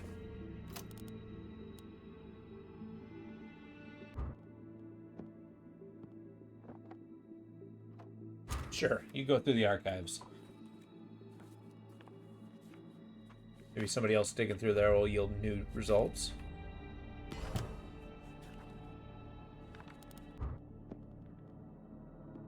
The eagle ain't bad. More echoes of despair. I don't like it. I don't like it.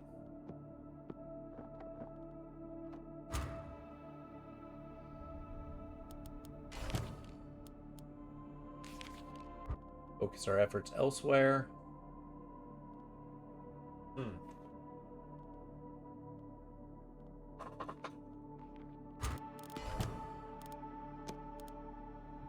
Another inspired text, alright.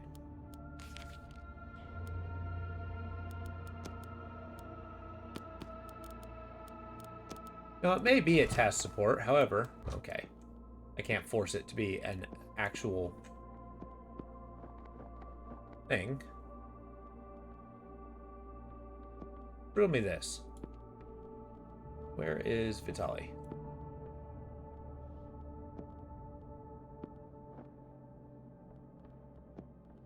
There's no way.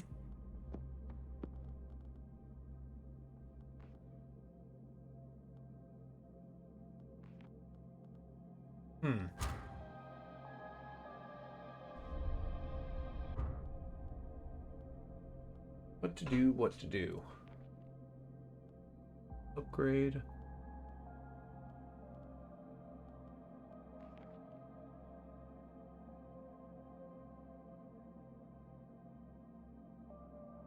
Maybe I'll wait until nighttime and then let the bell have an activity. Maximum upgrade.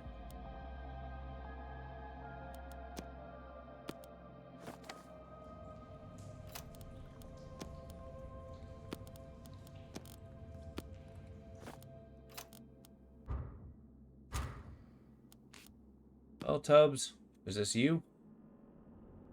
No.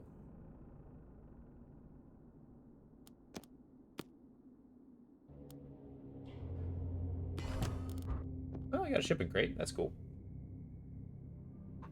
Aromatic herbs. Only 2 actions. At level 7. Just crippling.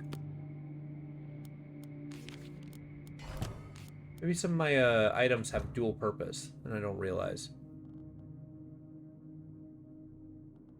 No, no such luck. Body of a book.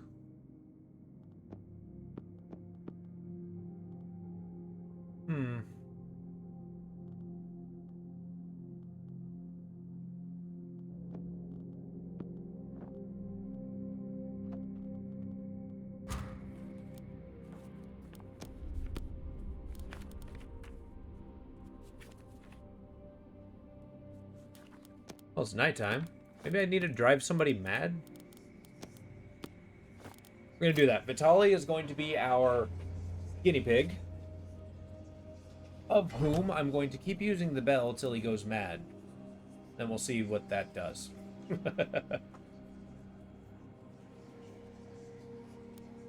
I'm also trying the bell at night, in the hopes that we can find something there. Petting Mr. Tubbs, important.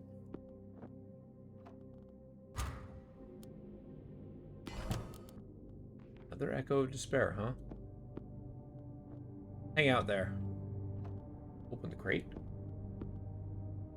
Hunt for stuff. What a lovely boy. Miss Caligar likes cats.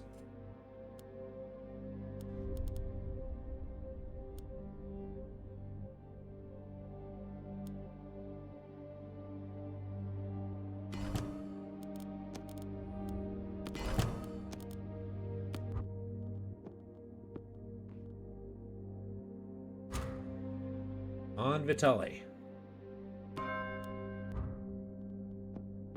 new dawn.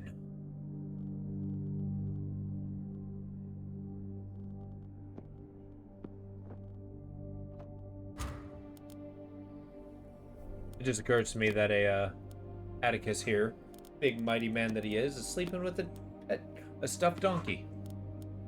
That's delightful.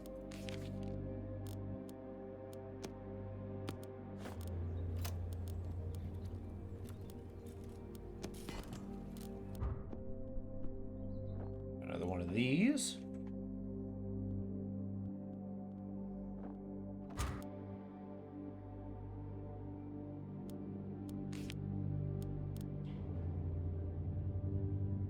And the well house. I could have sworn that Vitali here was good at tears. Huh. Whoa, hey, we got success. Cool. Lord Ackerton. He actually looks kind of cool. A ragged hole has formed in the air, a spectral window into the unseen twin. Gideon's gaunt features appear from the shadows. Who are you? Did the communion send you? Well, it is no matter. We are all lost now. The geometry of the ruins here is unfathomable. It traps me like a grand mathematical puzzle. Lord Acheron, you must focus. How far have you progressed? Vitali leans forward as to shake the vision by his shoulders. You must tell me what wards and words to use to reach where you are now, and further. I was close, so close, but the machinations of Nibiru have bested me, and even these tools cannot help me now. He casts down a tattered volume and looks up. Tears, cutting pale, pass across his grimy face. And there is no assumption. There is no reward. I have failed. Do not dare hide in your misery. This tragedy is of your own making. Your arrogance has dragged your family into the depths with you. Aster shakes with rage. Stay there yourself for all I care, but we will return those you have forsaken.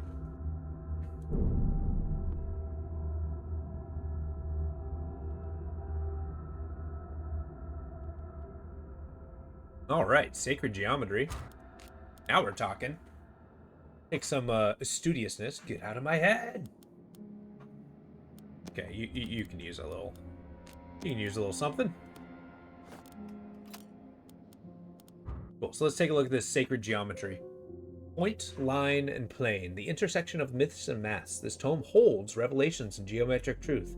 Diagrams of the paths between the stars. Teachings of Percival Miller. Okay.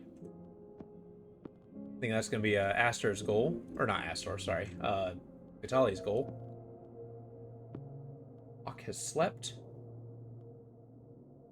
Hawk can cook.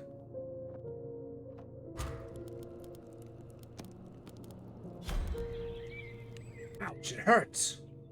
Oh, I forgot to give you liquor. Shit, I'm sorry. Have a drink with Vitali here. The nightmares are quenched. Cool. Complete cure. I like it. So studying the book. The air is heavy with chalk dust and old paper. A strange mechanical chair dominates the room. The patterned arms sprout metal limbs that hold lenses, screens, and other less identifiable apparatus. Well, just hang out in here. Put that there. He is so angry. But, I mean, I guess she's trying to protect her friend / lover and their family.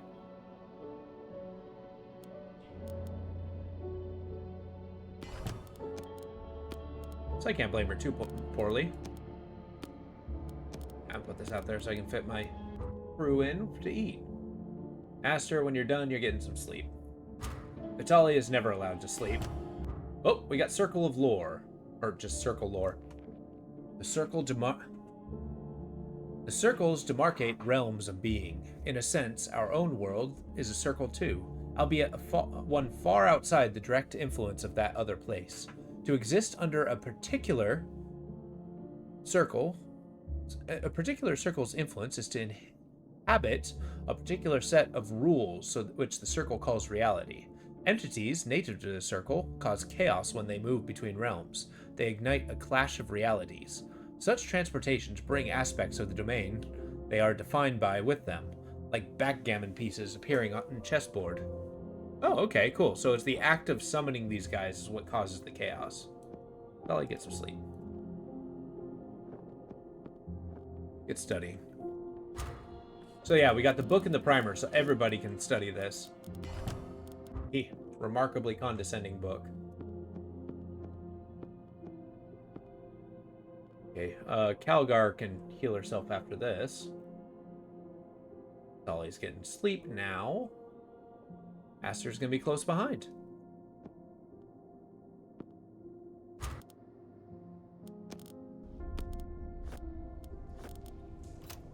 Make sure I get a crate.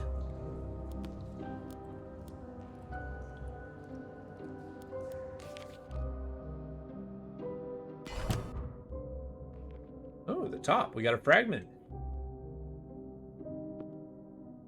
I think that's the top. Or would that be the middle? Say it's the top.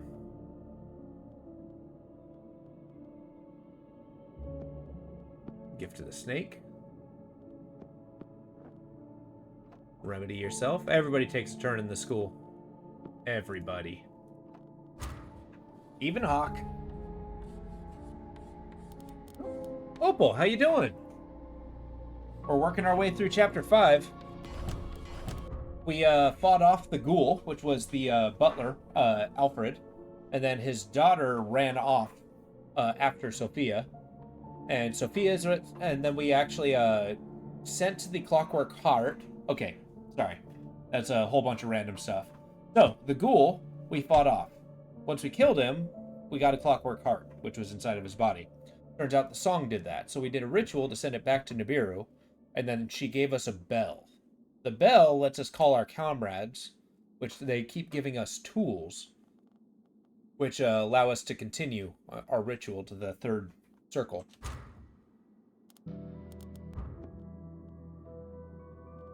So yeah, we can go fishing. We find all kinds of goofy little things. Got a shipping crate. Oh, we're here.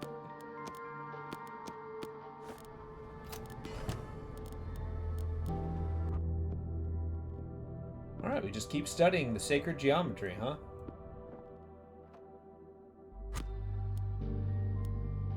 We still need a +1. We got these 2 marks, which are key level 7, which is insane.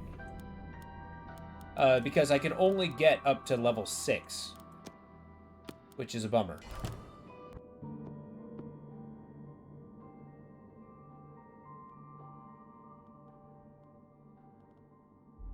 I put the wrong thing in. Holy crap. Oops. I wonder. Okay, no, you can't. I was wondering if I can send Vitaly out in the wilds. But no, he's too much of a bookworm. You're sleepy, but super excited. You beat your first Bloodborne boss. Oh, hell yeah, the Cleric Beast? Good work. Yeah, I'm glad you got a chance too. I'm sorry I fell asleep during it, but it was really cool seeing you get used to it. I only saw little bits into it. But yeah, you beat the Cleric Beast. That's crazy.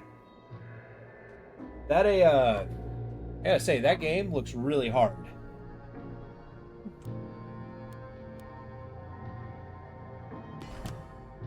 Ooh, lore circle number 3.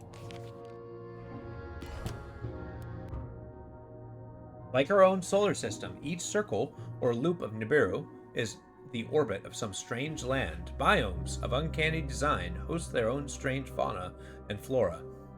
But as with the recent atomic revelations, the length of the loop is not merely its circumference. The rings contain an unknown distance. Traversing a full winding of the loop leads not back to the beginning, but forward into another uncanny circuit. I don't know what that means, but it sounds awesome. Okay, we got some food. Got ourselves an ember. And we got ourselves a means to open a book. Algar's going to do a little studying right before a nap. Hawk is going to take a nap.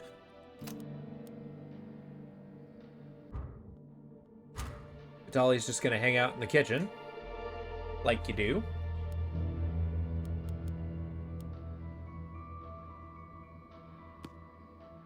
Meow. Circle lore number 2. The circles or rings of Nibiru are complete within themselves, an Ouroboros of existence, cycling dimensional material in infinite loops. As these loops formed, they must have become separated from the other planes of being. They began to exist alongside or more conventional realities. Although uncoupled from us, the nestled rings can still cast disturbances into our world, like ripples on a pond, or a light scattered by crystals. Okay, well, we're finding stuff. Is it getting time that I need to ring the bell again? It might be. Let's do one more study. And you know what you gotta do. Ding-a-ling.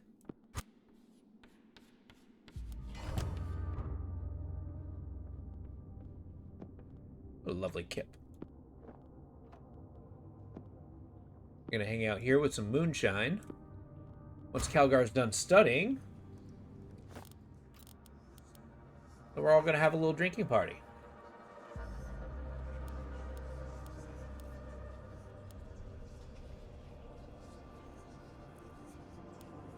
She made mention that she wants to kick her habit, which is nice. Yeah, it looks like the middle.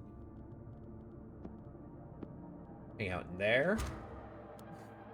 We'll wait for Vitali here. Because Vitali... Hey, you get some too. Oh, the shadow of Sophia. A ragged hole is formed in the air, a spectral window into the unseen twin. A familiar face appears through the mist. My friends, it is you. I'm sorry I did not return. I took the chalice door when it was offered, to find Simon. I had stepped through into this forsaken place, and now I am lost and casting shadows. You must help. Sophia, we're still here. We are finding our way to you. You will soon be free of this torment, I promise. Aster reaches out, but her hand drifts through the vision, as if trailing into a river of smoke. Is there anything we can do to help from here? I don't know. At times I think I see Simon, or even Gideon, but it's only a twisted spire or charred shrub. Perhaps check my son's room? There's a spare card in the archives. You know where to look. Half-seen brambles writhe at her feet, both here and there in this mix of worlds.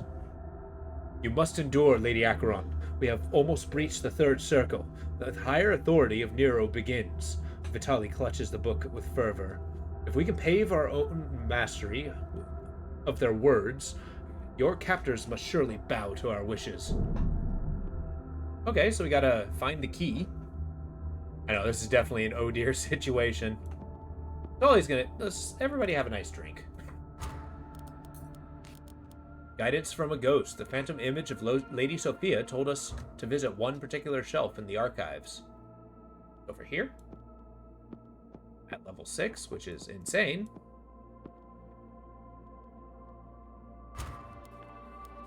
So we're going to have a nice drink, and we're going to have a nice meal. Everybody does so together. And then Caligar can get some sleep. Oh, it's a new day. It's midnight. Not a new day at all. Well, so you archive like crazy.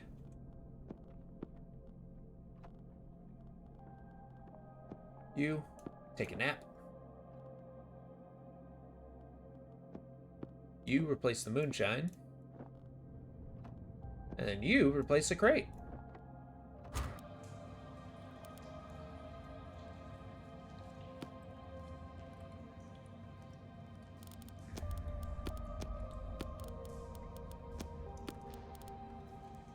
There's a raven. Mr. Stokes just happens to pop in from time to time. Excellent. So we got all kinds of things. Sleep offers repair. Excellent. More study. We got this. A slip of creased card inscribed with neat lines, numbers, and symbols. It appears to be a code of some kind. On the reverse surface, the image of a musical note stamped in yellow ink. I guess Simon liked music? I like that thought. Kid just sitting there singing his songs.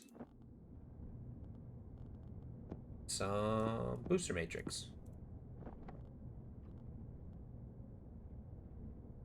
You go out, cook some food.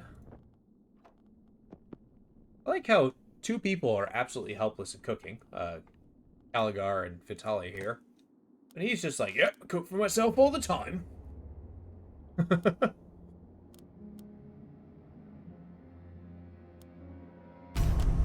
Whoa, okay. We got stuff. So, Simon's note 5. I cannot leave my room. I feel really poorly. I can hear Tubbs outside, scratching, handsome boy.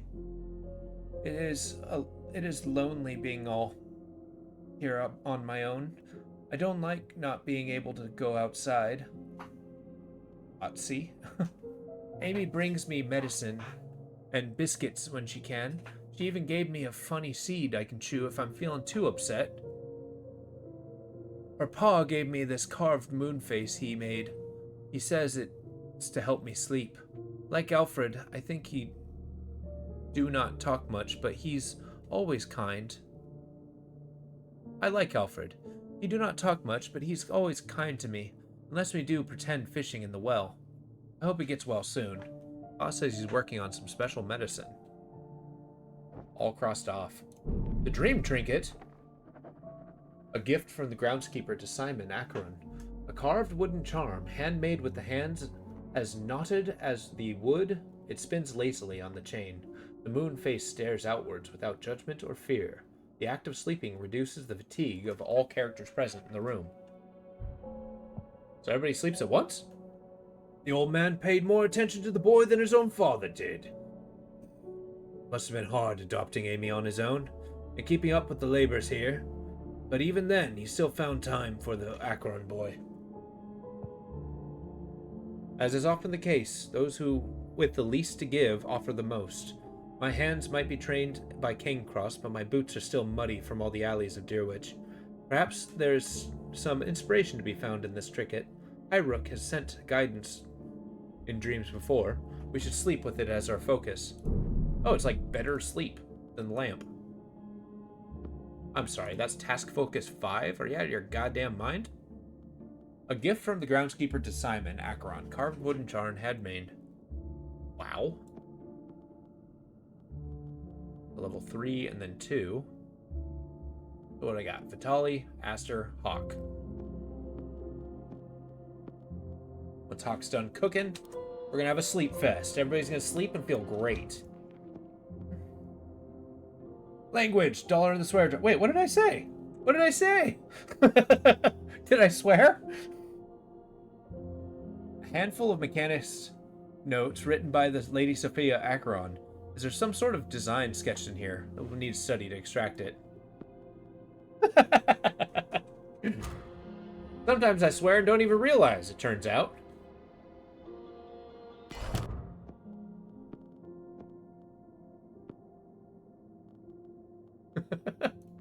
I just broke the sacred geometry. That's not a harbinger. Only blank pages and empty tables remained. Found here, I've reached the end of the line. Oh, that can fade away. Everybody, take a nap. Matches are uncomfortable and the bed linen is moth-eaten, but something here still offers some respite. Hey.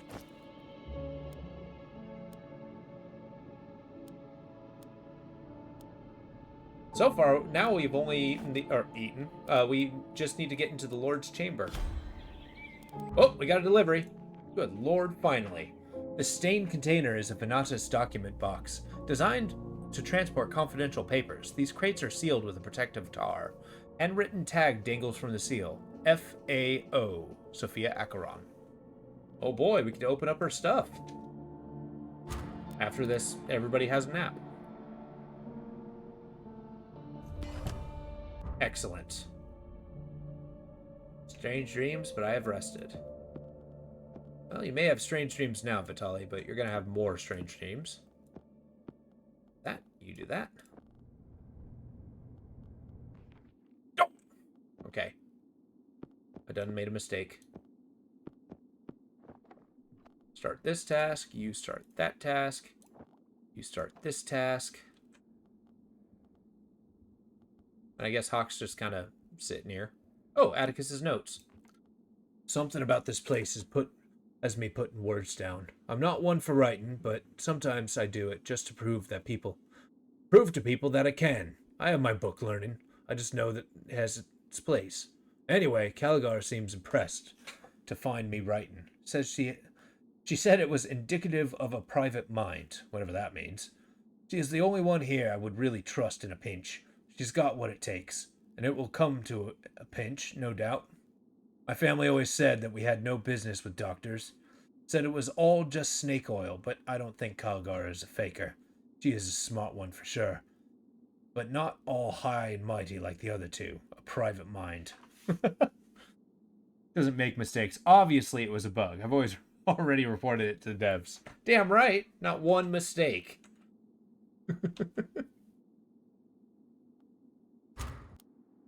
Colors are the same. Dev problem, not player problem.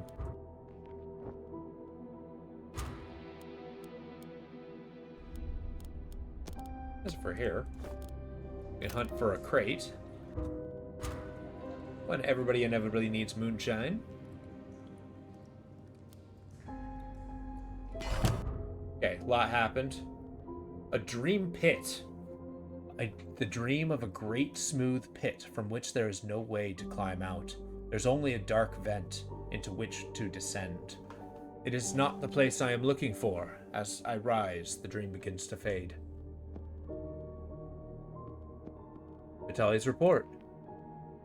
Truly, the boundary between this world and the others is very frail. Nibiru is the most prominent in this manner, but in my dreams, the other realms are detectable too. The land of the dead, the Red City, and the other realms I have heard of, but never imagined I might glimpse in all their alien glory.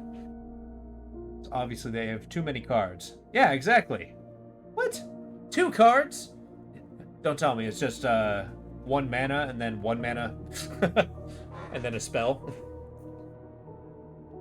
Perhaps I can still find Ella in one of these oneric domains. Sometimes I feel a hint of her presence, or of others, watching me as I walk in these dreams. Constant feeling of being followed. See, I think having a dream that vivid, I don't really understand. I think I've had dreams like that, but I've forgotten them pretty quickly. Dear Sophia, it took me some time, but I finally had a look over your designs. The underlying framework seems sound, however, I am not sure that an Aeroplex coil is quite the right thing to stabilize the resistances in your first blueprint. Your use of value inserters as second is quite unorthodox. I begin to make some alterations to both schematics. After some consideration, I realized that my edits were likely to introduce anomalies and undermine the work. I reverted the changes, and you think you should proceed with your original design. I look forward to hearing your results. Your good friend. Good luck, dear friend. P. The rules card comes with a card pack. You gotta find a loophole that lets you play one other card that will end everything. Yeah, isn't there like a Yu-Gi-Oh card that's like black, that's like destroy everything, win immediately? Like the black hole card. Sophia's designs appear to draw on so many different lines of inquiry and inspirations. I am not even sure where to start. If Gideon was inspired by the arcane potential of his place, then perhaps similar energy enabled Sophia. She is a woman of science, of course, but there is almost dreamlike edge to her designs. If only I could understand Lockman Field complexity as she does. Oh, let's get this in the lab. Alright, Aster's going to be studying like crazy. So that's proceeding nicely.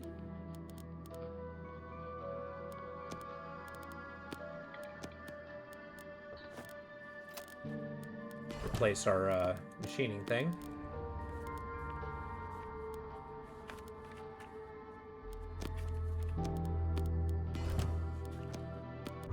There you go. More blueprints. There are designs among Sophia's work that I cannot fathom the meaning of. She is either more eccentric than I ever learned, or a genius of the order of Perseus Andronica, or Turbote the Great, or Turgoba. One of these designs is for some sort of teleportation device, which means, to my reasoning, that she believes, or even knows, that such modes of transportation may be possible. Then again, after all, she must have seen living here. Who knows what one might be the end and what might end up believing or knowing. But I feel like she follows her, like Sophia, like basically, Sophia's supposed to be like Nikola Tesla, and Aster here is like basically her groupie.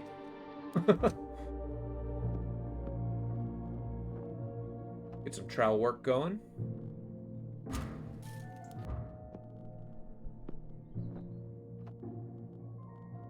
And I have far more tasks than I have, well, people than I have tasks right now. Got that booster matrix, delightful.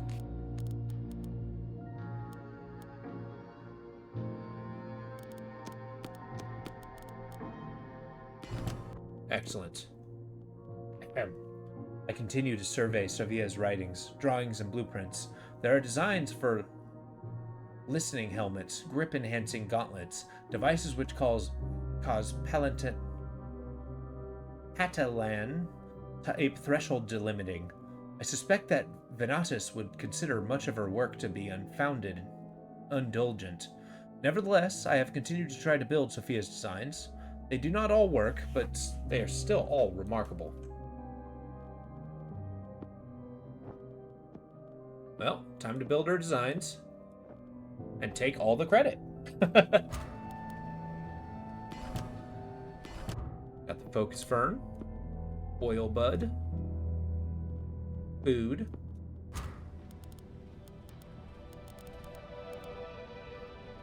And all the work is happening in the machine room.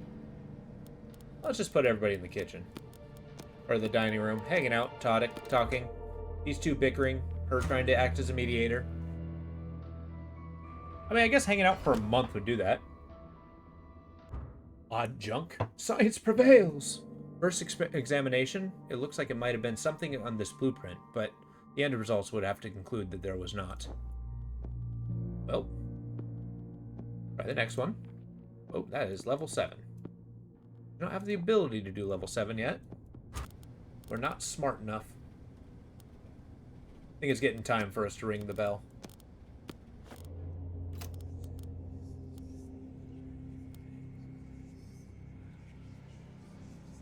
Once we ring the bell, then everybody's going to hang out in the dining room and have a drink. Mr. Tubbs just wandering like strange junk. Alright, fine. Level 7, man. Yep, level 6 is the max. Just wait for Aster here to do that. Cracked plaster provides a backdrop to a pinned collection of childhood sketches. A simple cylinder phonograph is amplified speaker. Rests on a lopsided table. A bell fiend? A sickening doppelganger summoned by the... Oh, shit. Summoned by the bell, warped travesty of stolen soul. It lashes out at any instance of the human form it parodies. So we can overcome this entity. Alright, let's fight this thing. Go! Everybody want a drink? Let's toast. Aster's a heroism.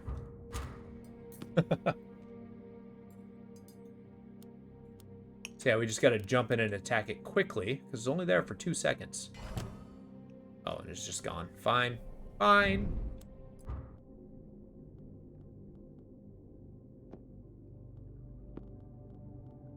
Alright, Aster, it's food time.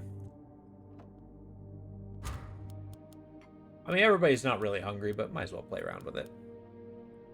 And then everybody goes to sleep. I'm having so many situations now where everybody just kind of hangs out in the same room.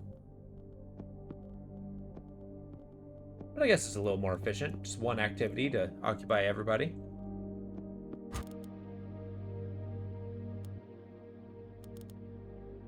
Is this the time of evening where everybody is asleep? We can be robbed and murdered at any time.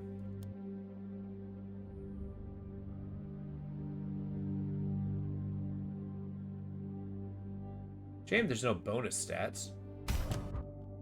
A midday dream? Whoa!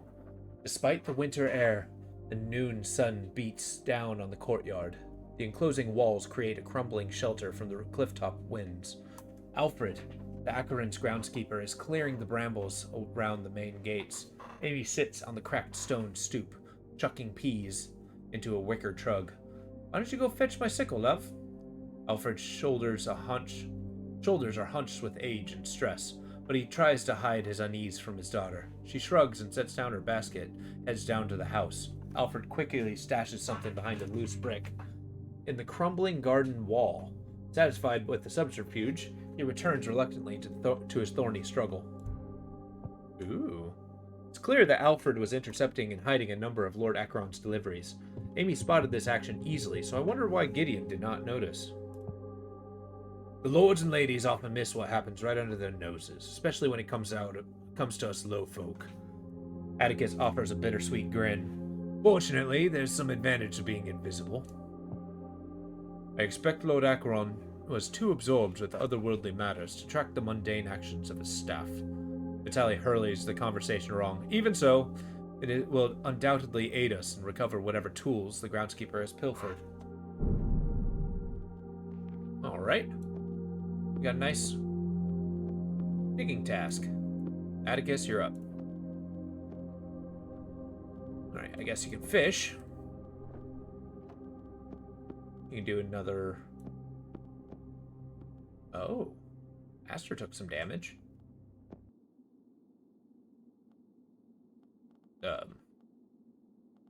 What do? Just stand here. In school.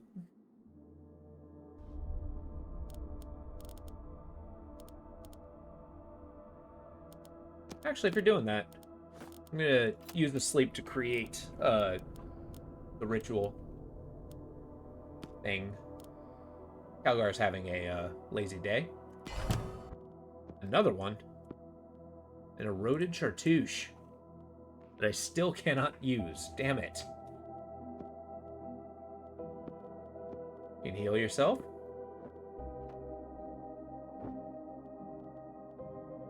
Got my sporifics. The stupor soup.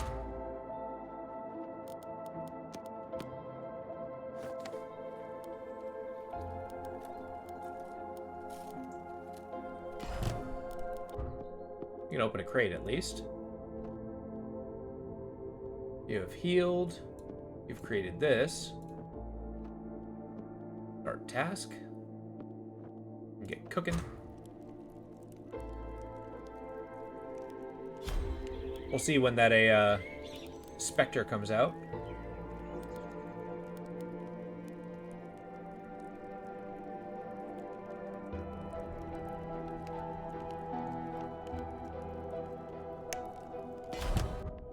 Everybody finished all at once?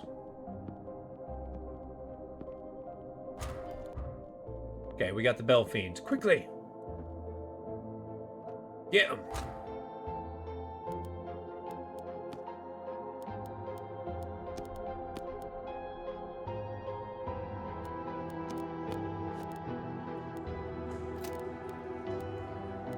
Come on!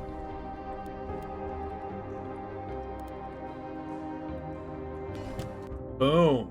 Got moonlight shards. It's task support +2. That's huge. A scattering of deep blue crystals flecked with bright points. Like distant stars, the remnants of an ethereal presence. Even as you examine them, the shards begin to coalesce and shrink. Gotta use them very quickly.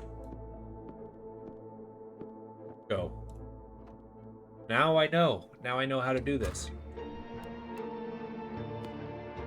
The way forward has been revealed.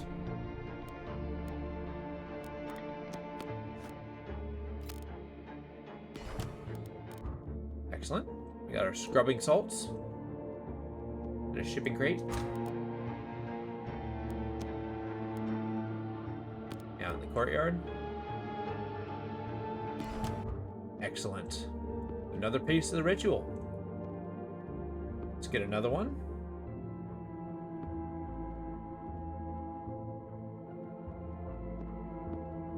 I can take a quick nap.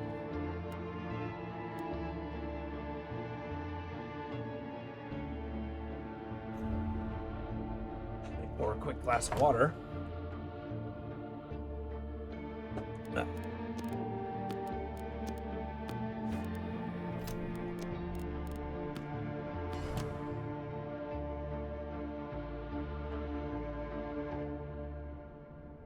Excellent. So, now that I got the gift of the snake, use that to pop that in. Then you're going to be ready for a quick battle. And we're going to do it all over again.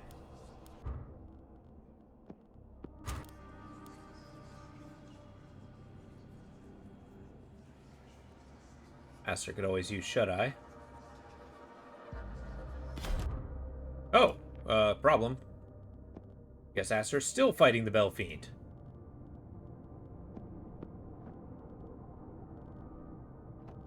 Get him.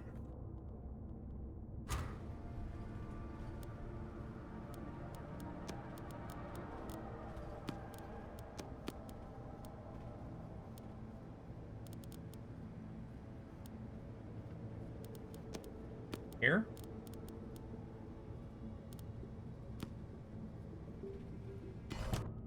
Excellent. You get to fishing.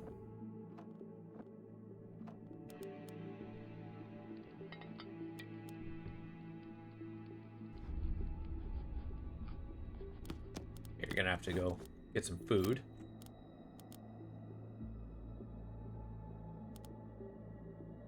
I've sworn something just dropped. do a ritual. Nice. Gotta do it 3 more times. Jesus. Get our heal on. Oh, where did that just go?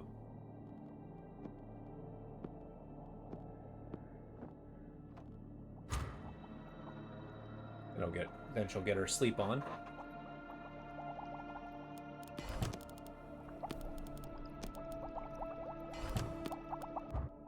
Mr. Tubbs is going to be the death of us all.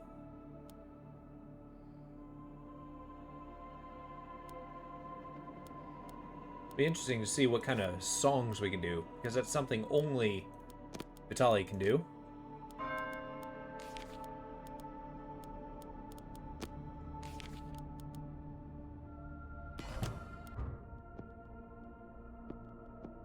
Algar, get to work.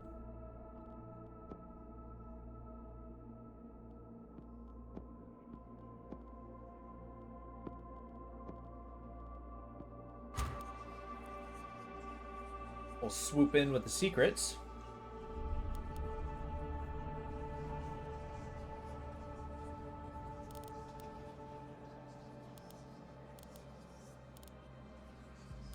I think the soporifics coming, or the salts are coming from the cellar.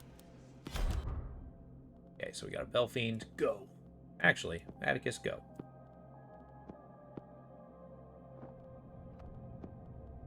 You go in here. Dig with the trowel.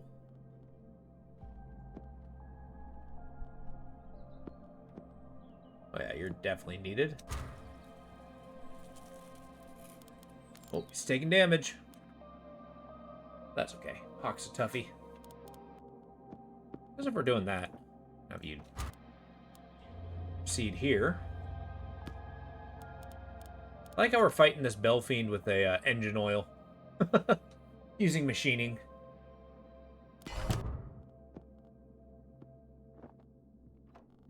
Gotcha.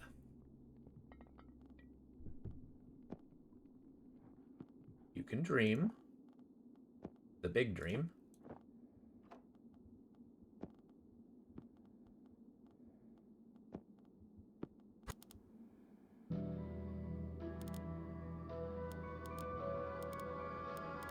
Then I'll be short 1. Huh. I think that might be story related.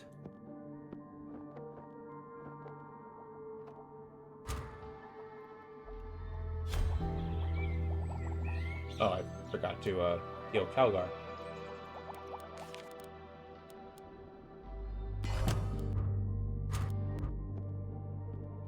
Excellent. Sunset Dream. The evening casts a long shadow across the cracked flags, the stone kitchen floor. The Akron's groundskeeper is stoking a fire with a soot-covered poker. He glances nervously over his shoulder, scanning the doorway for any signs of visitors. After a while, as if sure of his seclusion, he reaches down to hinge open a small hatch in the base of a blackened stove.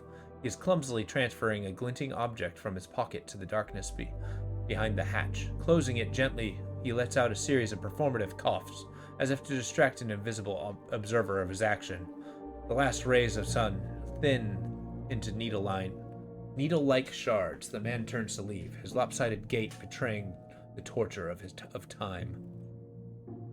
In the kitchen. All right. All right, Mr. Hawk.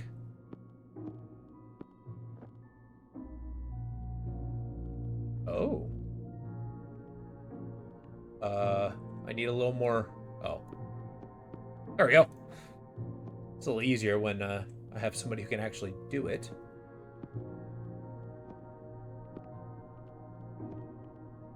Or 2 little mad bugs.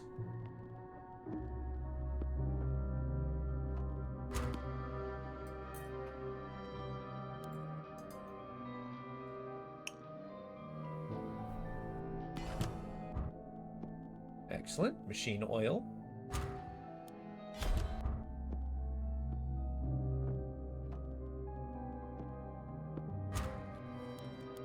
Once he's done with the archives, then everybody's going to have a lunch. A little luncheon. And a rusty one. Nice. Caligar.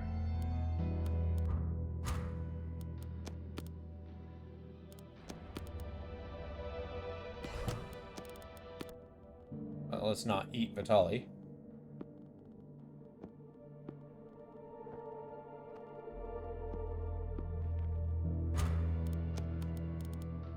Excellent. So Caligar is going to go into the lab. He's going to cook. Going to take the opportunity to fish.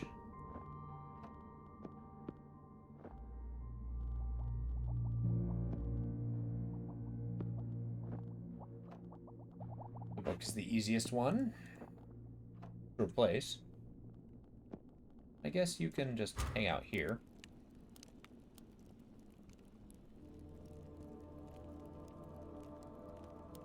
Let's see what this gives me.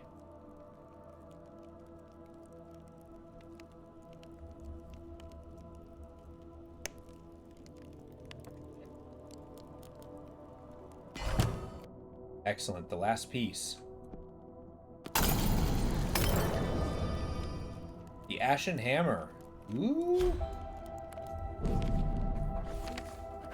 A rite to break the threshold of the third circle. A ceremony to walk the cinder fields of Nibiru. The hexagon and the hammer contained, drawn in charcoal on the ground.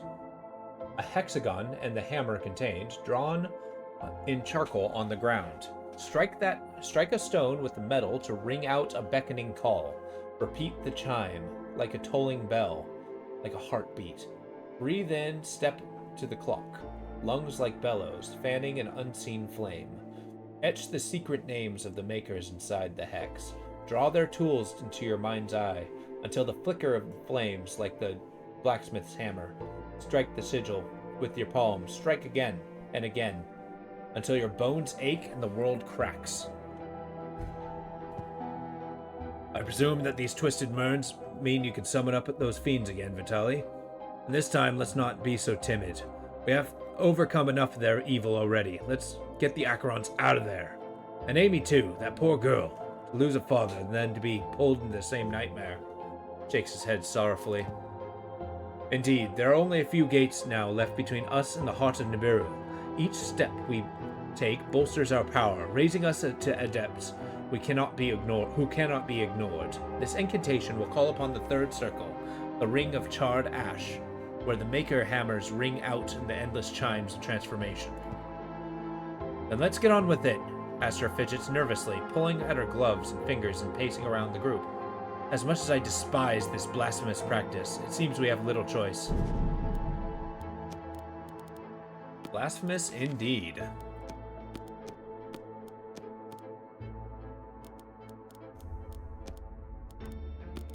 Got some food.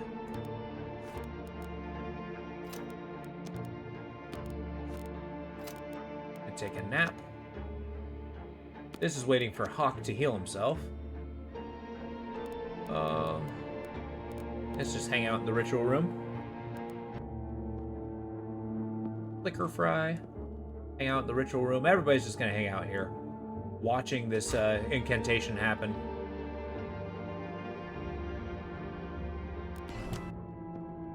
Nice.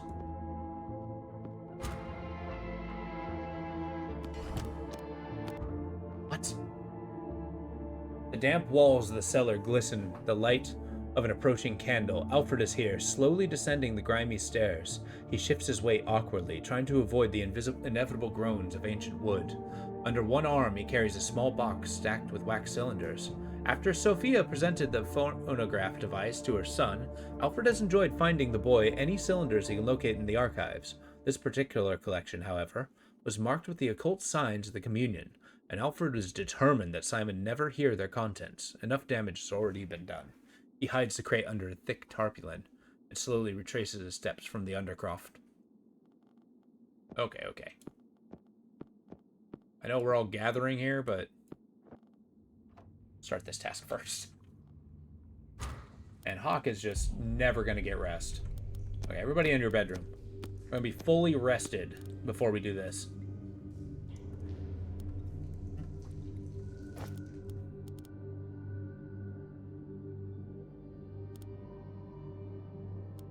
Level 7, huh?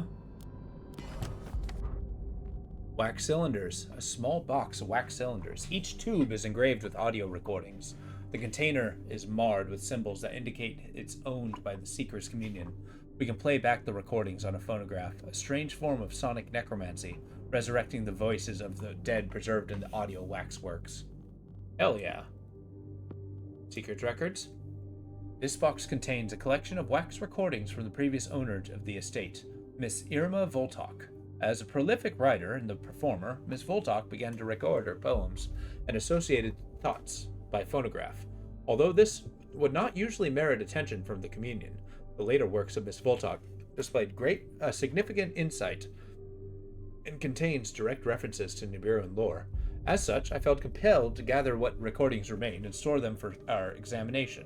Chief Provisioner H. Ooh. Everybody take a nap. Cool. And I'm going to take a quick bathroom break. I will be right back.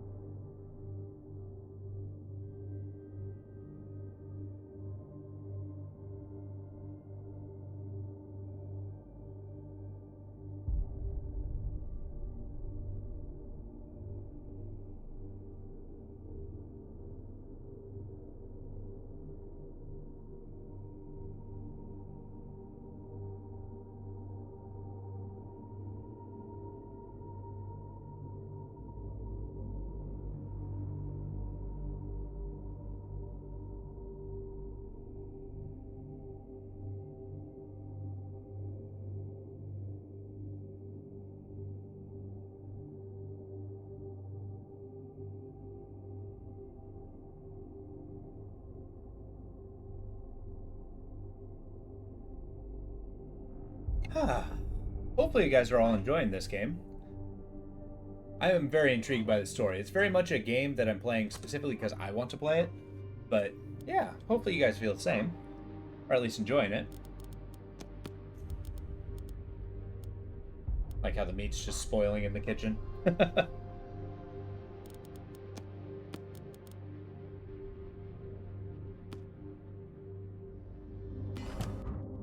Excellent. Uh-oh, the fading trinket. As if satisfied that it has served its last dream, the strange wooden charm crumbles into dust before you. The moon face is smiling. Whoa, okay. Well, that was very situationally helpful. Okay, everybody's going to go about their business. Get cooking. Back to sleep so we can actually have our little ritual thing. I don't want to use blood if I don't have to.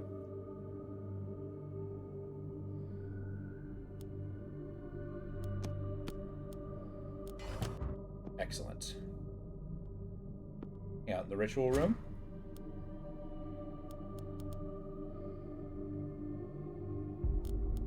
I gave Caligar moonshine, didn't I?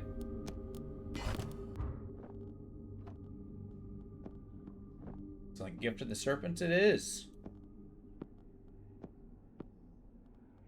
Go ahead and watch. Go ahead and watch. Hopefully, filling this room will prevent other creatures from getting in. Whoa, and a sunrise dream. When did I get this?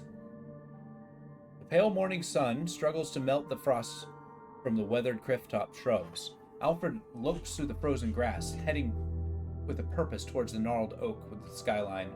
A scattering of crows disperse on his approach, their complaints echoing the thin air.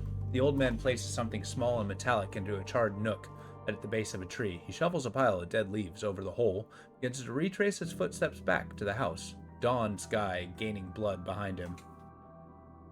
Oh, well, that's a thing we're definitely going to do.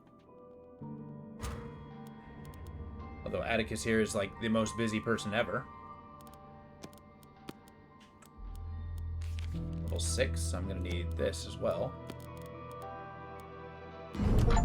Alright, the clock. Look at this guy. Hell yeah. The cycles are disturbed once again, not by the deluded lord, but by his hired hunters instead. Though it matters not, your complaints be drowned by cog and hammer. Nibiru's wheel turns over you now, crushing your bones, and you do not even see it. Gigantic organic machine turns the shadows around the clock. Instruments of the end, envoys of Nibiru, I call on you to release our companion to this world. Vitali trembles, his eyes wide in awe. We have mastered your rituals and broken your gates. Relinquish your hold on the family. Whoa, the lantern. This guy's amazing. Do not threaten us. Your powers pop paper thin. I shine through your flesh. You are naught but shadows to us. Lantern gestures. Wraith-like sentries begin to materialize across the estate. You have broken no gates. Nibiru is already here. It lives alongside you. It lives inside you. Okay. We have things happening. What is happening?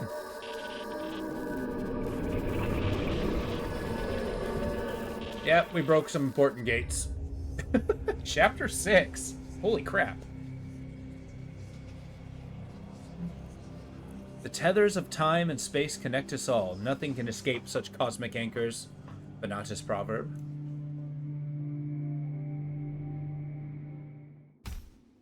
Okay, we got Infernal Watchers. We're going to have to take a look to see what all is happening. The Watcher Spire. Okay. There we go. A spire of bloody metal and unnatural flesh floats above the soot-stained floor. A milky orb twitches at the peak, like an eye without a pupil, staring in every direction at once. This corrupt focus draws vision from the infernal watchers that float throughout the house. To remove this hellish observer, we need to destroy the peripheral spies. Yeah, what is this now? Evil eyes? Were these things always here? As the demon suggested, Atticus spits in disgust. Reminds me of Senvoke jail. Sentries in every corner, just as corrupt. Oh, he spent time in jail. Yes, I think they've always been present, just invisible to our mortal eyes. They are observers for Nibiru, conjured machines that watch the whisper of their makers. Sally ponders for a moment. We should destroy them. Excuse me. We should destroy them to break their connection to their masters, blind them, as it were. How can such things even exist? Like the groundskeeper, constructed of flesh, metal, and dark energy, these watchers can be moved to some degree, but are bound to the rooms that they are spawned in. Not even the vivisectionists of Bancroft Peak can produce such things. How has it done? I must know. Well, I've just seen something that you lot all missed. Atticus picks up a smoking pipe from the blackened flangs. Must be old man Alfred's, only I saw it because of the ghastly light and that spire casting. And I could do with a quiet smoke right now. Wait, you have a pipe? Okay. Well, where's the pipe? Fair enough. Infernal Watcher. A ghastly tumor encased in a framework of rusted metal. Like a caged eyeball, it floats, practically immaterial. In the center of the space, its drooling, noxious phlegm behind it. Have these loathsome spies always been here, laying invisible alongside us? It can be moved within the room, but cannot be removed from it. Increase madness. Oh, it's just level 7. Only. Level 4. Level 7. Level 6. 7. 6. Alright, this one might be a little bit tough, because I do not have a means to destroy them, so I can pop them out of my way. If that's the case, I guess let's do us a sing. Play recording. Go. We got all kinds of stuff here. Sunrise Dream. Hawk, do your thing. In the dining room, huh? I guess just sit here and No, don't sit there and drink. Search with the lantern. Guess you can sit and watch. You? What can you do?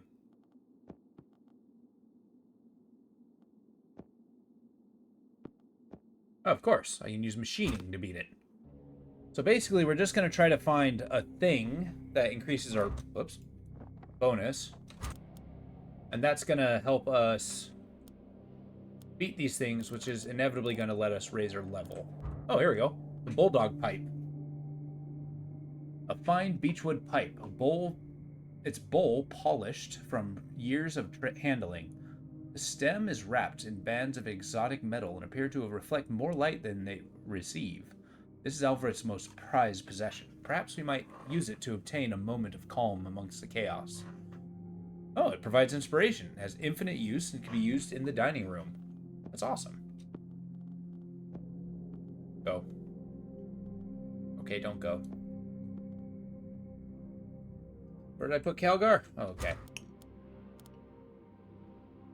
So our madness is going to be rising. Okay, audio entry. Testing, testing. 1, 2, 3. This is the voice of Irma Volotok, Lady of Hyrook House and poet of Black Sands. I'm attempting to use this audio device to record performances of my work for delivery to the publishers of Bleakhurst and Senville. I hope that hearing this work properly delivered might change their minds regarding my previous submissions. If the audio proves reliable, I might also use these cylinders to record dreams or other inspirational thoughts. Peter Gwindle kept a dream diary, and perhaps in following this practice, I might raise my own work to approach his visionary standards. That's kind of cool. Even though it turned kind of, esoteric.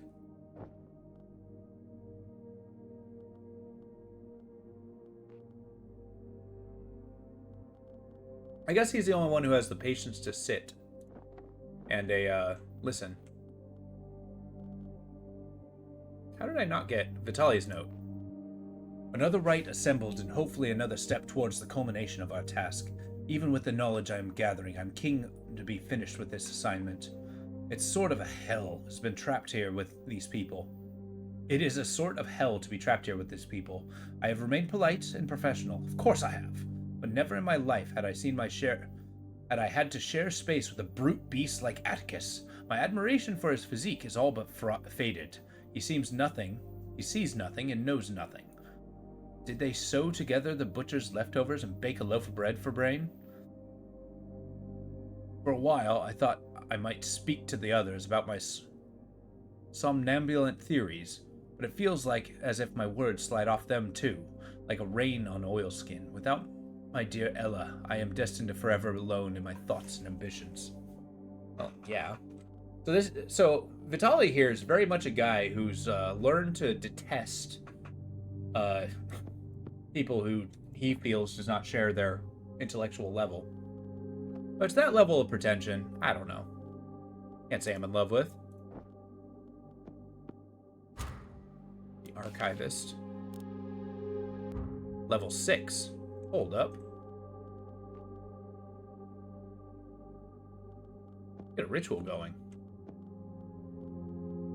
I'm going to be avoiding the rooms where the creatures lay. We moved in the room, but not removed. Excellent. Got a cartouche. I do not have the bell any longer. Which is a thing. You're good at rituals, do that. You're good at sensations, do that.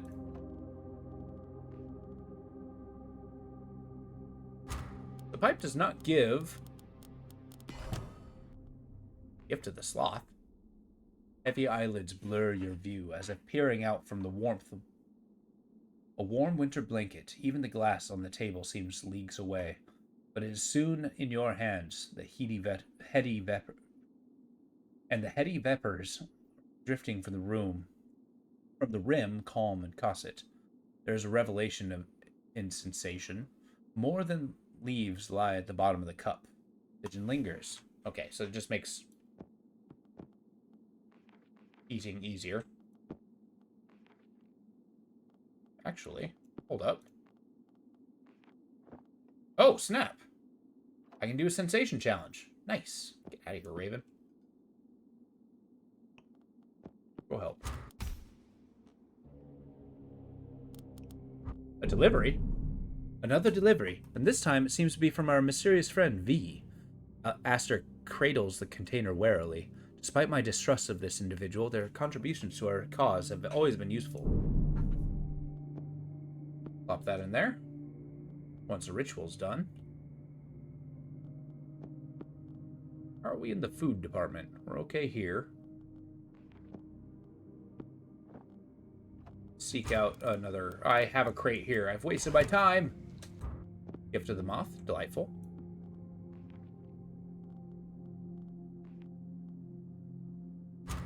That might actually be the piece that we need.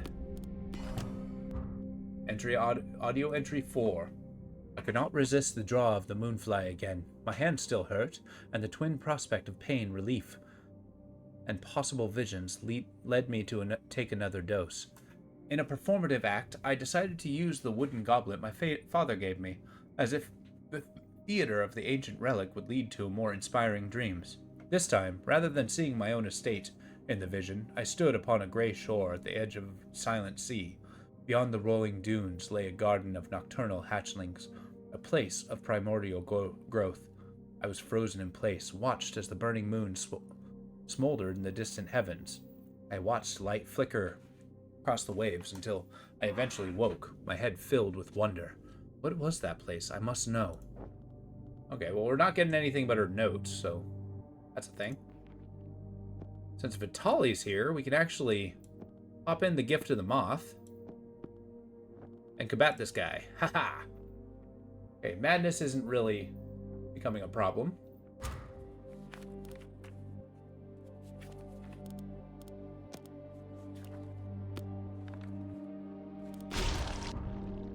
Echoes of the past. As the Watcher disintegrates, whispers float from the past. Upon this hill, this sacred hill, I become the pile of bones, for we shall build a dwelling, and therein shall we abide. The call of a gull echoes across the distance of time. Be not in sorrow, my kin, this desolate place shall engage us in solitude, and there shall be a feast, and old ones will see the fire, and they shall rejoice. Thus spake the first master of Hydra. So 31 days, we're in our second month. No wonder Vitali's losing his mind here. Guess you can crack the crate open. Challenge level 7, challenge level 7, challenge level 4, which I'm actually able to tackle. Okay.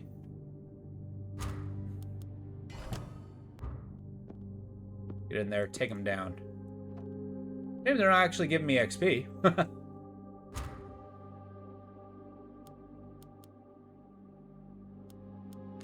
Seven. Excellent. Echo of the past 3. As the Watcher disintegrates, whispers float from the past. To Mother and explained that I had purchased the simply exquisite ruin atop the cliffs. I shall live in the shattered tower and write my sonnets. Verily in the horizon I do see. Well, I do not claim to be some gilded bard. We cannot all expect to have our voice echo down the ages, but if the best I can do is a tome of my poems in the archive of some great family, then so be it. The romance of this place should see to that. Okay. So this is our friend here being made by the poet that previously lived here. Go back into the dark. Cool, so that's 3 out of 4. 3 out of 6.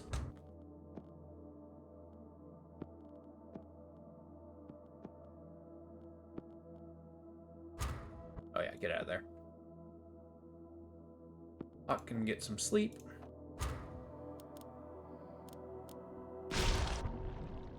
Echoes of the past 5.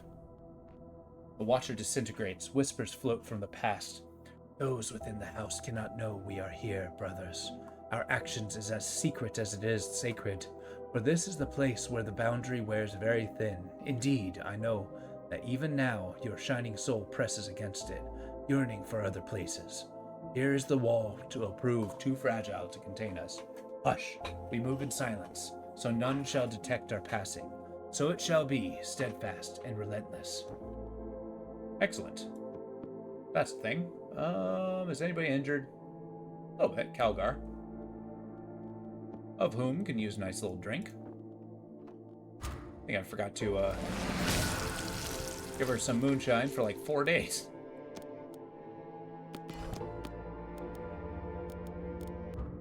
Oh yeah, audio entry 3.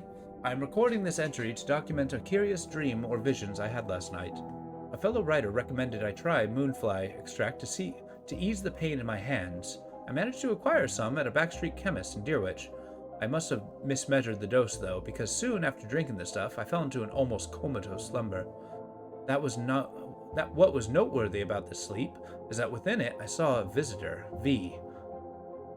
Oh, V that I had turned away from the gates last week. Though he did not enter the house in my dream, he spent a long time sniffing around the courtyard in the well house, like a dog hunting for a buried bone. Eventually, I woke from my trance, and with a cry and peering outside, I see no trace of the man. Was it truly a vision or a premonition? Simply a hallucination. Interesting. We're gonna do a quick archive check. Our friend Vitaly here is gonna do a quick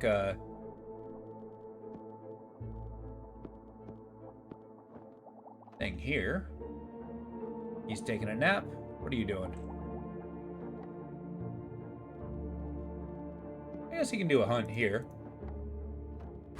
Make sure we get another crate.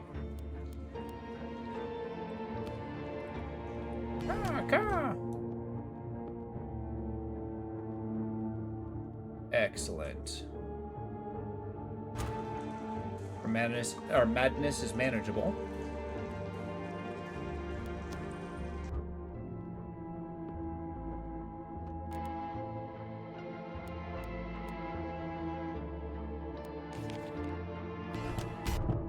Excellent.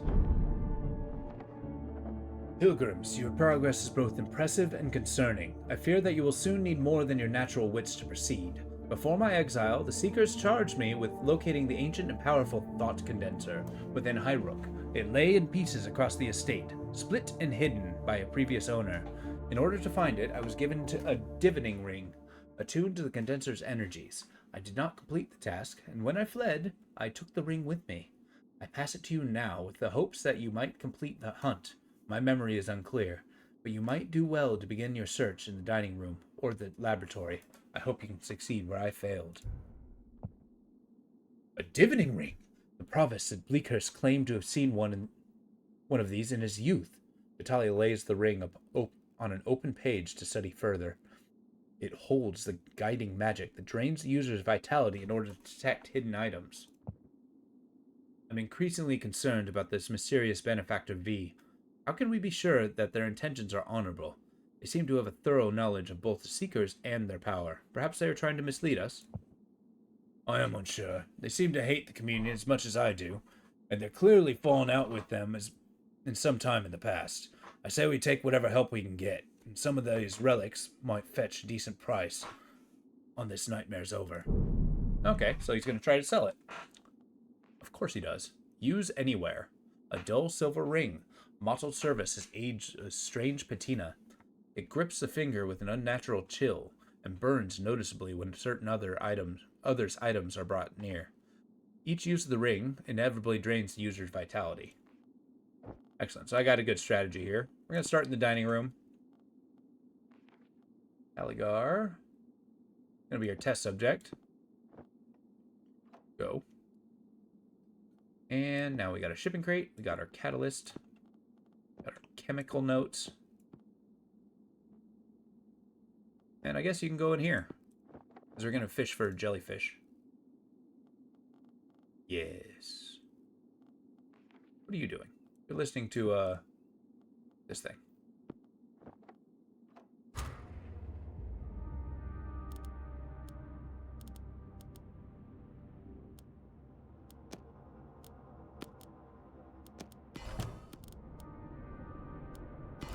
My vitality fades. How much damage did that do? Nah, not a ton. Fragment something more. A little squiggly. I'm guessing it's going over here. Sure. We'll deal with the well house afterwards. Here, have a nice toke on the pipe. Gift to the boar, huh? A hunter who has killed a boar will know that it's more than meat, which the noble beast bestows upon us, what passes between the elements of the soul and tasty roast. Okay. That's a cooking bonus, as I will probably need it.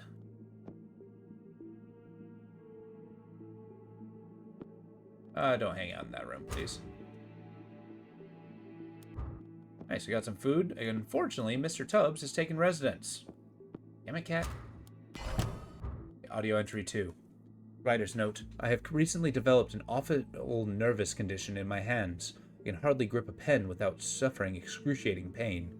I have therefore decided to use a phonograph in place of my notebooks until the condition improves. Specifically, today I felt the need to document my encounter with a strange character from Black Sands. He knocked on the door late one morning. Referring to himself only as V, he claimed that prior to my arrival, his family had loaned a precious heirloom to the household, and that he wished to have the item back.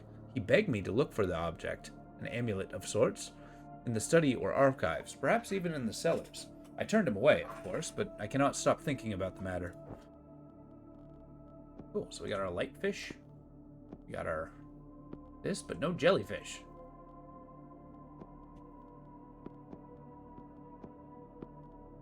Hang out with this ring. Go. Find another piece of this. And we will find out how to proceed. How's Vitaly doing? Could use sleep. Aster can definitely use sleep. Listen again.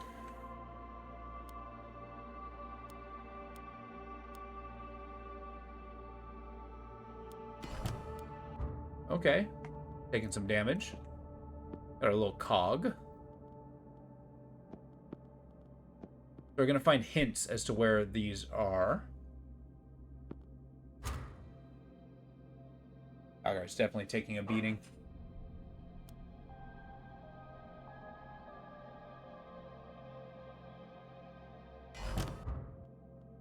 An empty crate, huh?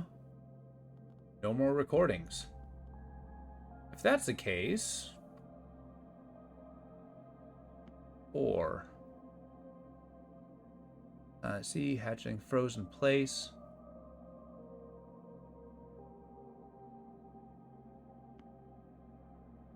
I had turned away the gates last week. Did not enter the house. Sniffing around the courtyard and well house. Okay, so the courtyard as well.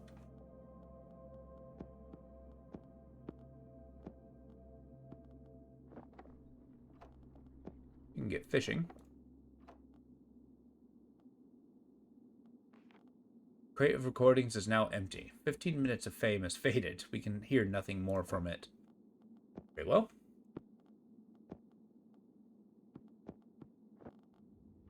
Let's just look around.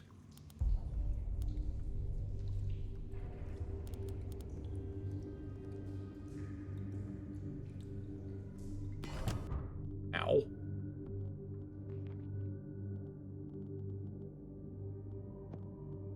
Hang out in here. The ring can kind of sit here. Cat has left. Delightful. Everybody's hunger's fine. Take a nap. The injury sucks, but what are you gonna do? We do have a healing drought in case it becomes critical. I guess we use a divining ring in every room. That might be the solution here. So, that's precisely what we're going to do.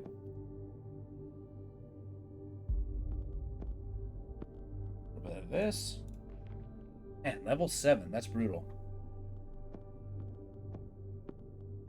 I like how we can see this thing, yet we're going to work in there no matter, regardless.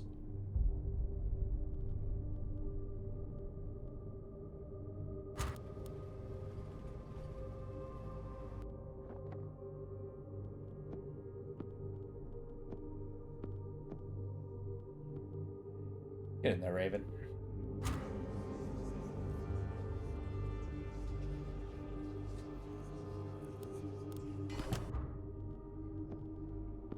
Please use the ring in this room.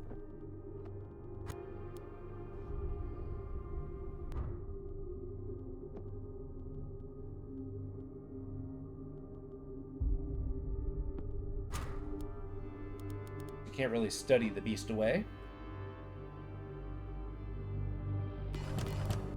Ouch. Faded fragment. There's nothing to be found here. And nothing's absence fade away like brittle autumn leaves. Once more. Algar's just going nuts. Oop, we got this. Get out of there.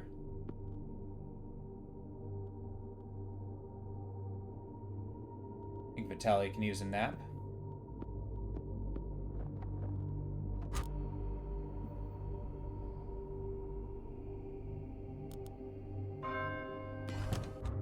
Ooh, we found Mr. Mouse 4. Mr. Mouse knew that the visitors were looking for the Great King's dreams. He knew where to find one. The dream was nestled in a dark corner, like a beetle hibernating for the winter, in the cracks of the house. Mr. Mouse dragged the dream out of its hiding place, even though it was squirming and biting. Carefully, so as not to make too much sound, Mr. Mouse took the dream to the room of the stones, where the writing crawled like worms. There, he thought he would place the dreams as bait beneath the hidden cage. The dream lay on the floor on its back, desperately writhing. Mr. Mouse found a rope and held the cage, and with his sharp front teeth, he began to gnaw and chew. They made a trap of the people, for the people. Yeah, let's get some healing going. You can hang out here. Put the pipe here.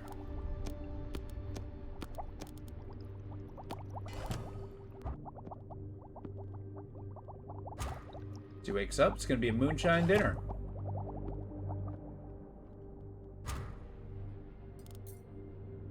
Everybody's having a good time, passing the drink around.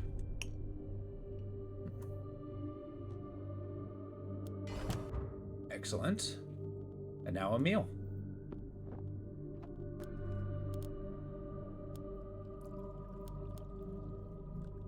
Okay, then we're going to do it schoolroom, laboratory. We're just going all the way across. Excellent. You can get cooking. You can get fishing. You get that ring.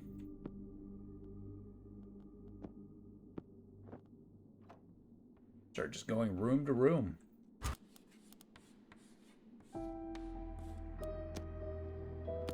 Dolly's just standing around like you do. Found another one. Ouch.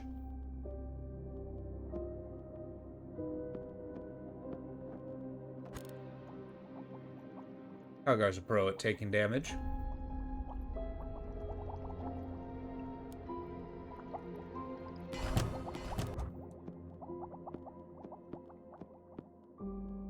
Okay, another one. Only a little bit of damage, no big deal. Did I already do the chapel? Oh, might as well. Even if I do it twice. Aster's note. My mind now turns to what might happen when we escape this place. It has already been awful enough that I can be certain none of us will leave here unscarred and unchanged. What a curse has been wrought, and what foolishness. When I find myself recovered, I shall make it my task to decry unnatural curiosities and to castigate the meddlers like Vitaly and Gideon. Of course, you're going to be against them. In truth, it's only the mechanists who really understand how life should be approached, not without feeling, but certainly with reason and caution. Only human invention can preserve us in our world. All else is an indulgent folly. Well, she's not a fan. Here, go get us a crate. Go get us a food.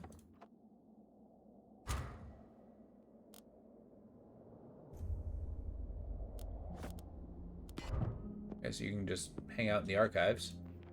Fading fragment. Noted. Do the machine room. Cellar's gonna be next, if I didn't do that already.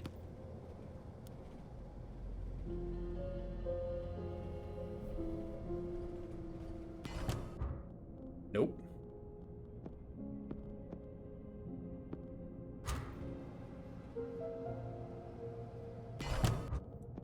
Got another crate. Delightful. Get out of the way, sir. Get divining.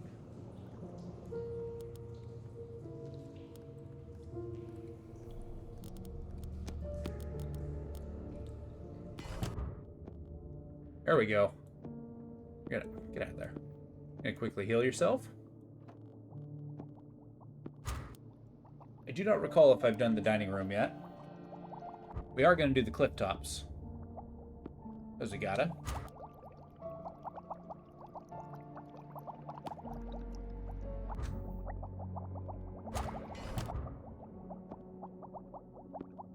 Hang out in the kitchen.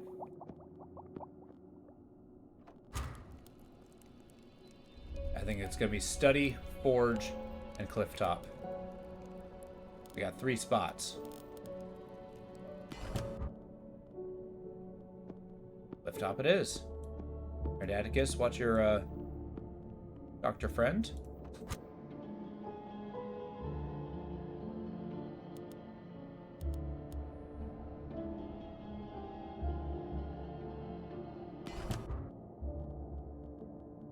Do a little bit of fishing. We need another jellyfish. And then the studies next.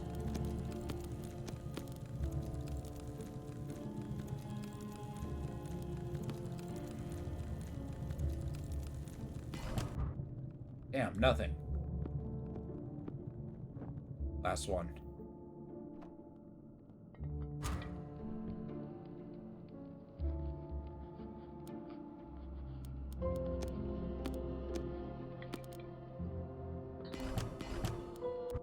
Oh, there we go. There's just 2 more.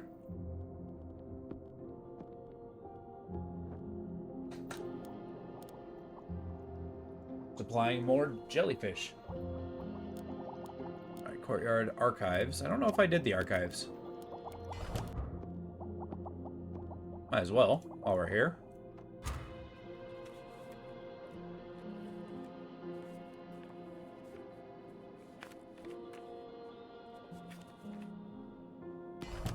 There we go. I think the last one's got to be... Jesus! Scared the crap out of me.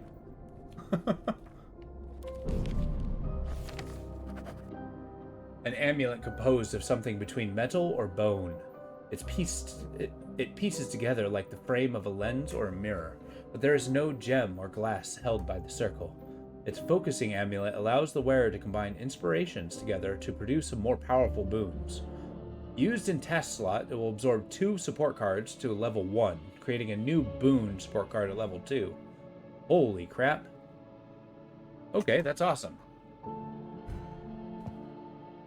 Now it is complete. It is clear that the talisman is powerful focus, a thought condenser, possibly a part of the Vitalian treasury. It allows the user to resolve separate mental and physical influences into a single empowered state of focus. No wonder our mysterious friend was insistent that we find it. Yet another occult tool, but I will consent to its use if it can help us with our mission. After we are done, it's best be destroyed along with the rest of the Seeker's horde. Excellent. So, this one's going to be huge. I can... Where do I do this?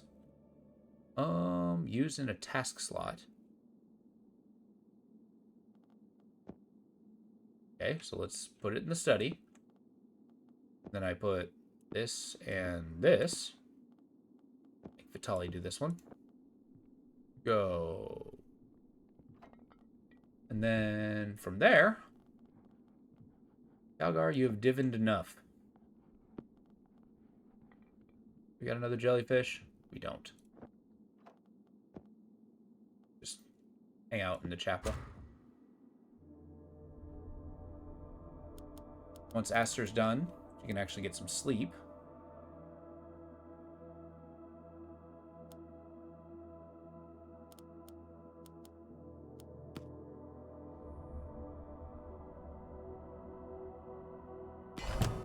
Excellent.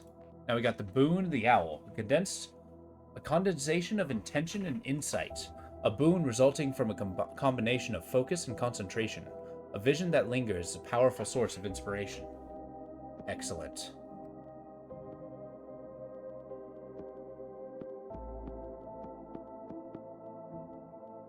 And then I guess we'll get the booster matrix.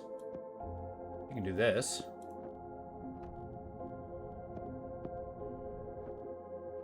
Go. Ark's gonna get some shut-eye, as they're all having their clandestine battle with the eldritch forces. We're gonna use this one several times.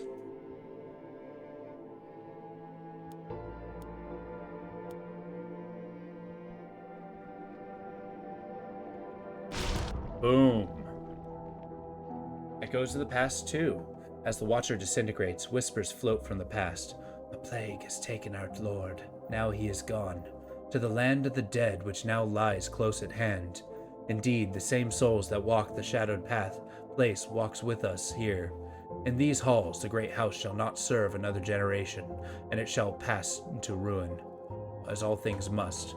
Come, you who can walk still, the raiders are in the fields. We must take up with axe and lantern. There's nothing more to be done. Okay. Excellent. Oh, while we're here. Excellent. You're going to take the opportunity to fight this thing. And then one more. Buzzing of the bee.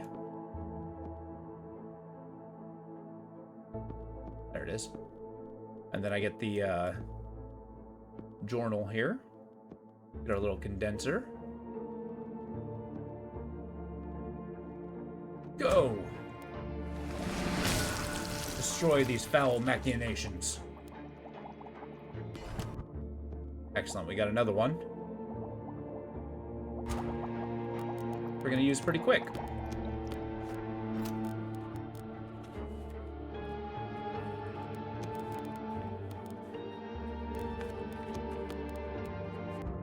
Presumably, there we go. You can focus your inspiration here into super thought. Echoes of the past 4. As the Watcher disintegrates, whispers float from the past. They say, your worship, that there are sacred stones in this place even before the first settlers built their dark fort. Indeed, there are signs of settlements from before, people who are recorded to have lived these lands. Ha! No, I do not know who could have raised these stones. Gods? Giants? No, no, history is but a silly game. The new house we are building here is more than the future, bearing the bones of the past. Excellent. Progress. Now, I do want another one, however. Although we're going to sit tight until he gets a little archive. You're going to get some sleep. That's going to be progress done. Please. Excellent. Chemical journal. Matrix. You're still acting. What was there? I don't remember. Oh yeah, buzzing of the bee. You give nothing I had previously.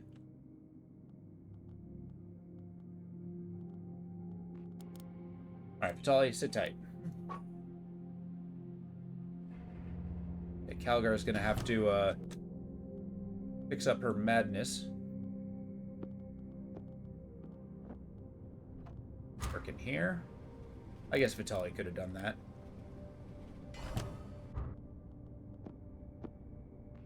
Oh, I thought we could, oh. Haven't used it yet. Oh, well.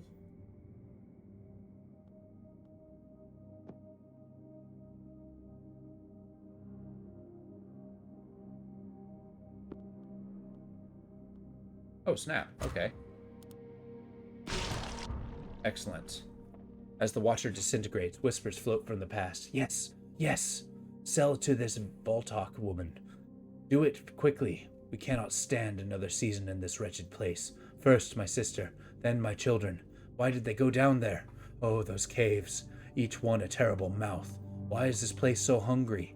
I tell you, it is a vampire, drinking the blood of the people who dwell within it. Henry, sell the damned house. It is a curse, a doom. Even now we sicken. Oh my, look at your teeth, Henry. Your teeth. Those were the last ones. Oh, jeez. Frightening. I don't know who this Henry is, but, he's in a bad way.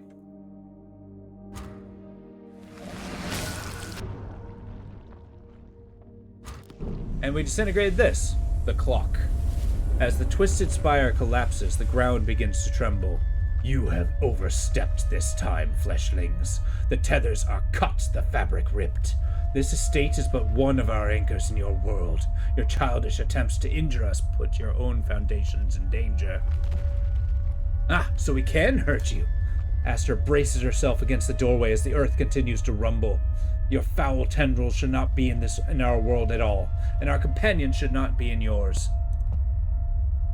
Gideon may have stumbled at your gates, but I am no weak-minded novice. Vitali brandishes his book like a warrant, his knuckles white. We are nearing the seat of your authority, and I will have the seals needed to make my case. I demand yours now, Maker. You are compelled to offer it. I see your path, little man, the same lost wandering that leads all of your kind to despair and emptiness. The lantern tosses the medallion to the trembling ground. Take the seal. You will be interred in the rubble of this place before you gain an audience with the end. The end, huh? Whoa! What's happening? The place is falling apart. Oh god. Chapter 7. The music of the sphere is a dark and silent dance, a melody in the mind of the universe. Seeker's aphorism. Okay, a lot of stuff happened. Okay, we're paused. So we got debris in the courtyard. Is everyone unharmed? That tremor is no vision. I expected the disturbance could even be felt in Black Sands. Aster brushes dust from her arms. The manor is well built, but I am sure I heard a rumble of collapsing masonry. We should assess the damage and decide our next steps. Atticus laughs grimly. These grand houses are not as firm as they appear to be.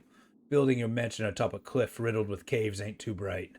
I'll wager this collapse will bring even more buried horrors to light.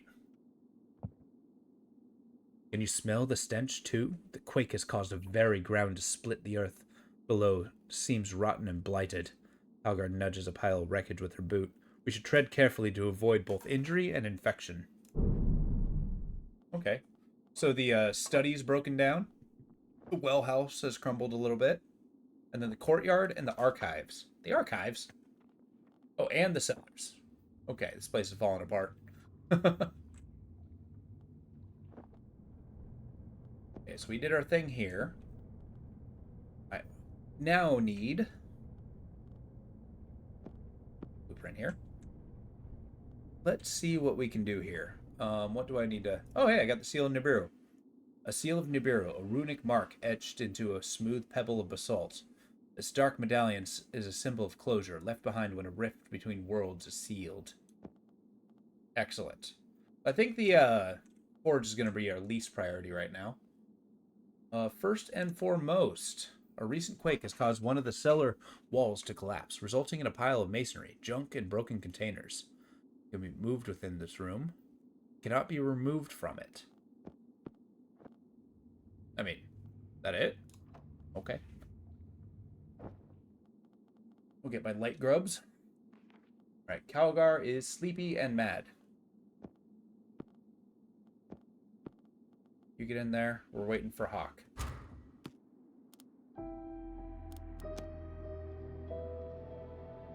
Next, we're going to amplify our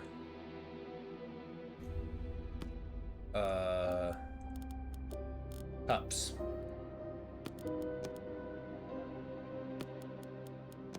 A little bit of blood. Okay. Ouch, that hurts. Oh, come on. Just in time. How'd you take damage? Okay, so we found an iron pail. A noisy metal bucket seems to clang and clatter at the slightest provocation. It's stained and dented from years of hauling coal and water. Excellent. This is better than the fishing pole. Let me get this fish out of here. Sturdy crate. Ooh. Reinforced container covered from debris and cellars. We need to use one of our more blunt engineering solutions to open it. Yeah, we got a whole list of stuff. Get our moonshine. Everybody deserves.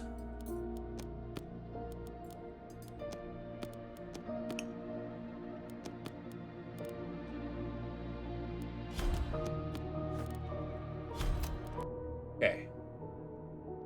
Now that we're here, you can repair the bucket. Vitali is going to get some sleep.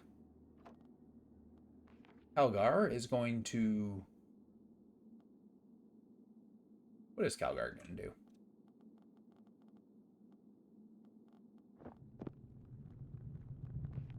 Needs to be level 1. Calgar is going to clear out the debris of the forge.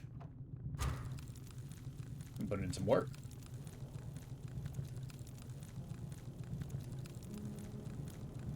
Then Vitali's going to work on the... Damn it! Food went bad before I could fix it.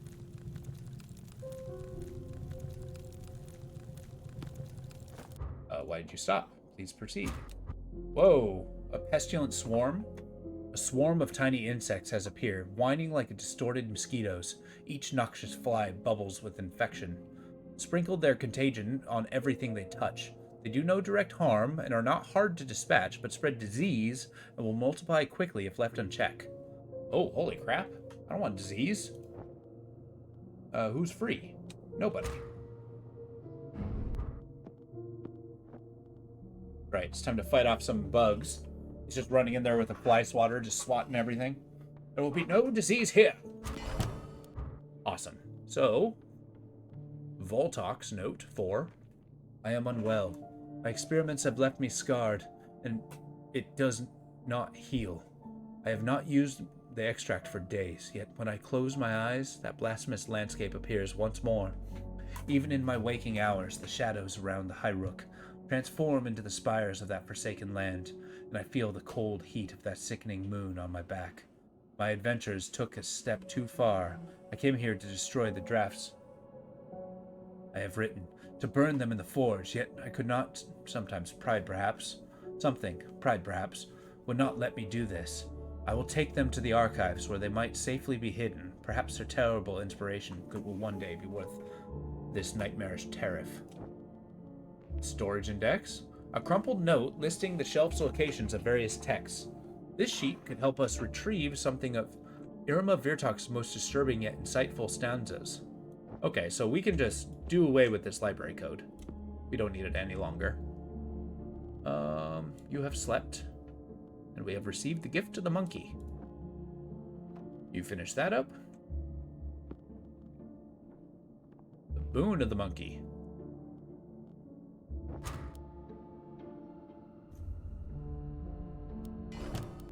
Excellent. Oh, hey, I got the Gazette. Earth tremors shake region. Damage to black sand tenement determines demolishment. Damage to black sand tenement determines demolishment. A shifting of the earth is reported in all areas of Black Sand's locality this week, with damage to some buildings. A tenement in the Deerwich area has been condemned as a result of the tremors, with the mayor announcing that it has been taken down within 2 weeks. Affected families are to be housed at Hawkland Mill, which has also suffered minor damage from the quaking. It is understood that such events are naturally occurring, and albeit rare, palpitations of the deep stones of the earth. Rare palpitations, huh? Get digging. Now we're gonna get the storage index here. Caligar is gonna take the opportunity to get some sleep.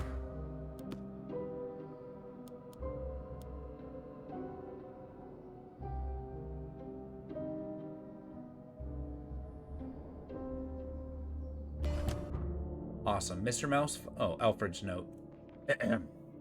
I was looking for musical recordings for the boy to play. I love He loves the magic of sound coming from that clunky old machine he has in his room.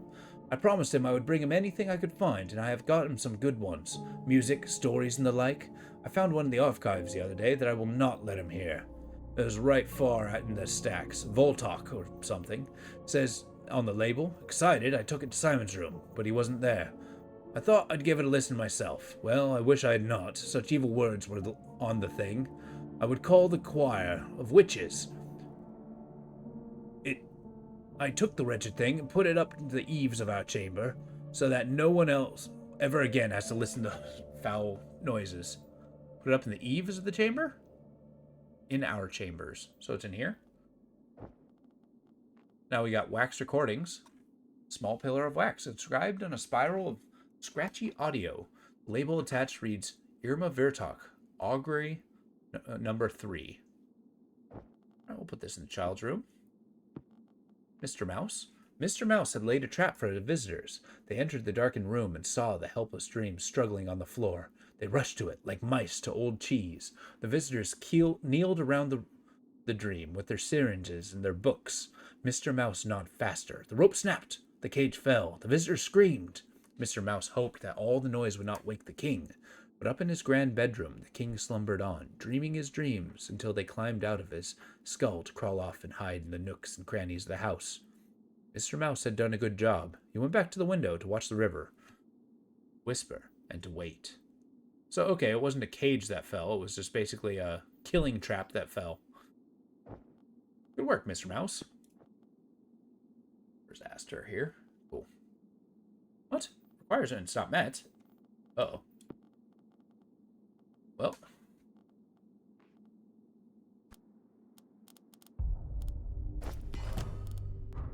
Excellent. So we got Sophia's notes, of course. No.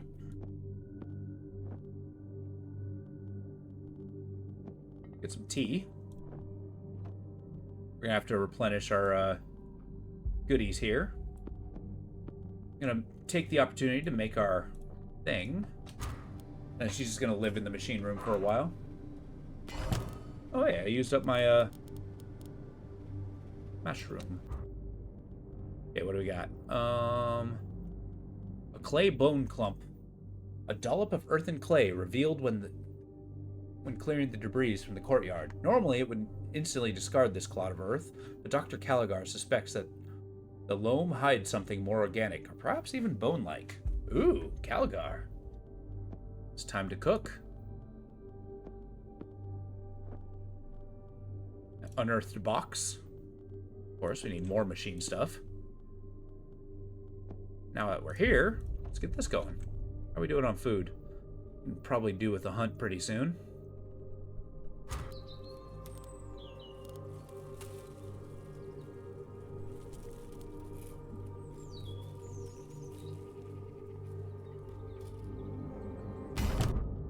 Weird junk. Delightful. Baltok's note. I am no longer using the phonograph to journal my reflections of the moonfly experiments. Instead, I am recording the journeys directly. I'm attempting to describe the visions as they occur. The phonograph has been most useful in the research, but some recordings have turned out more disturbing than I expected. One session in particular, I saw my narration transform into a stream of pained whispers in a language I do not know. Listening back to the recordings left me so disturbed that I had to retire with a measure of laudanum, which is basically watered down opium. I doubt that there is anything of sense in these recordings, but the cylinder is attached if by chance I wish to re-examine my unsettling glossolalia?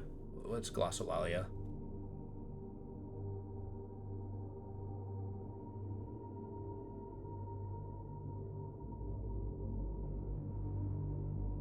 It means speaking in an unknown or unintelligible language, especially a form of religious ecstatic speech.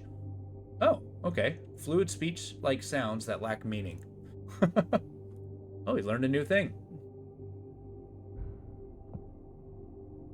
This confirms that the Acherons were not the first owners of Hyrule to open their minds to Nibiru. Miss Voltak has seen artistic inspiration instead of power, but she stumbled upon her own method of illumination, this moonfly extract. But at least the recordings that resulted from it could help us assemble the final rite. Again, it is the appliance of the mechanist engineering that allows us to examine her steps. Alistair wears a smug grin. Because a machine did it. Scientific recording and containment was the only safe way to deal with arcane phenomenon. Your blind enthusiasm for the occult systems is misguided and dangerous. My enthusiasm is how we've progressed this far. Vitaly curbs his rising anger. If we had not engaged with the tools and the rites in the bureau, we would still be scouring the courtyard for notes and footprints. Okay, they're starting to go after each other. Okay, let's please pause. Gwendol Villanelles, a collection of poems written by the controversial author Peter Gwendol. Too many critics, rambling stanzas, and violent imagery appears to be nothing more than provocative posturing, but to others, the intensity of writing and the otherworldly tone were a source of great inspiration. Interesting, okay. Another wax cylinder. More Sophia's notes. You get into the school. I like how this is just a primer to teach people how to read. How's Vitaly doing? He's alright. Hawk can use some sleep. Where is Hawk? There you are.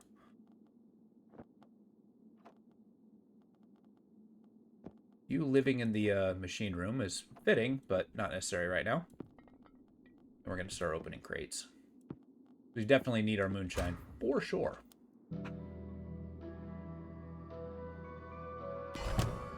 Excellent, we found the oil bud. And focus fern, we can get both of those. Hey, a preserved limb. And recovered from the burial jacket and clave and dirt is surprisingly good condition. Things might be learned from the nicks and scratches. Fragment is something more. Dark traceries and dislocated symbols offer only a glimpse of what the whole might be. Slowly but surely, we're finding that skeleton. Okay, so we are now. You get some sleep. You are coming up next. The document case. Stained containers of analysis document box. Yeah.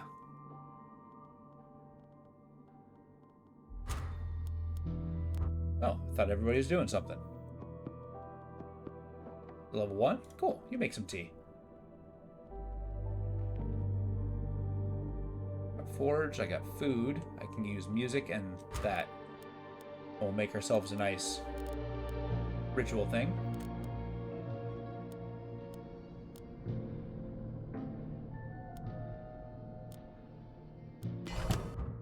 Ooh, okay. As we find these. Level 7, of course. Shoot. Open the crate.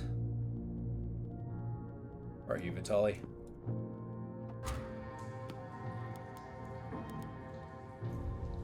This place looks especially broken. A web of red-hot cracks now dissects the floor here. The forge glows hotter than ever, the heart of these glowing veins. Okay, and maximum upgrade. Uh-oh. Pestilent Swarm. Who's free? Thank you for the tea. Oh, skill 1? Fine.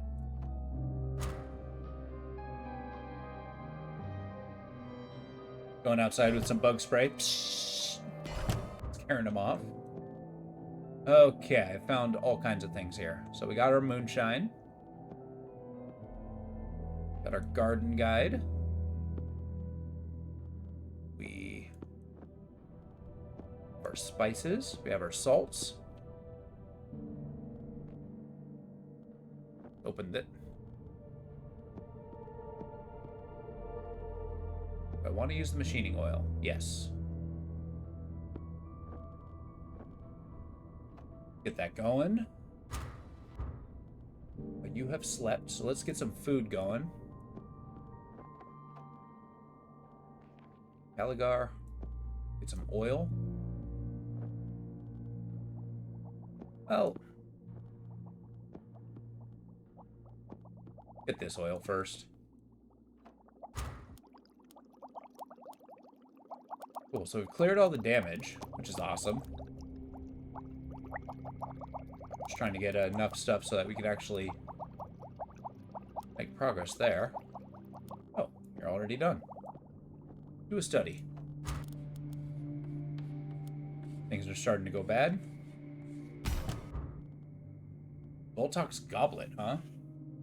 Cracked wooden goblet with ancient wood stained with whatever foul liquids it has contained over the years. It belonged to Irma Voltok and was used as a receptacle of her sacred wine and focus of her astral voyages. We could try to recreate these journeys, but must be aware that not all paths from here are safe ones. Oh, cool. So I have an activity here. Oh, fine. Secret's record. Dear brothers, I have finally obtained a ceremonial goblet of Irma Virtok. As you know, we have been in search of the item ever since our interest in Hyrule began. Irma is a previous owner of the estate. She was a much-lauded poet, praised with their vivid and otherworldly compositions. Although it is unclear how much true insight Voltok displayed in her work, it is evident that she used this relic, along with various chemical concoctions, to summon visions to Nibiru. As such, we seen as important to obtain the goblet as soon as possible and add it to our inventory. Okay. So this is the goblet that Irma used to drink her vision extract. It's a little theatrical, but perhaps there is something to be said for setting the scene. Calgar's hands fidget nervously. As a student of both body and the mind, I'm interested in the effects of Voltok's experiments. Perhaps we can recreate them. I'm all up for a good drinking session. This seems unsafe. Atticus shuffles nervously. Wouldn't want you to endanger yourself, Miss Calgar. We need your expertise and sensitivity. That's kind of you, Atticus. But I am, unfortunately, a veteran of such experiments. I feel certain that I will be fine. I like that. Just the bold. Yeah, I'll be alright. Okay. Gift of the Mule. You must be stubborn. You must carry your burden. You must honk and bray when faced with adversity. Never surrender. I love that. We must honk and bray. You're free here. Make a better one of these. This is done. Go ahead and pop this in. The goblet in here. Food's fine.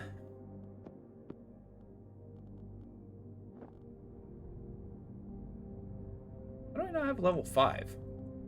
3, 4, 5. Oh, it's level 6, that's why. Fair enough. Yeah, we need somebody in the archives. Got our food. Must be replenished.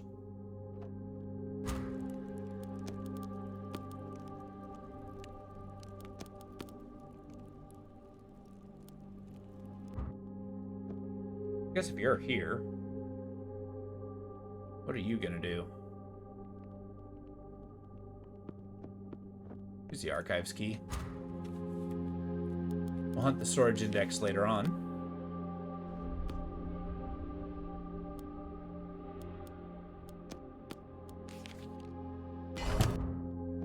Excellent. Good old boon of the snake. Next.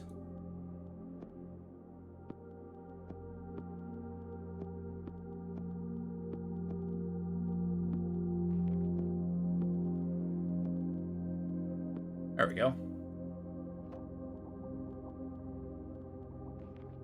I guess in the meantime, let's get this recording listened to. That's ticking away.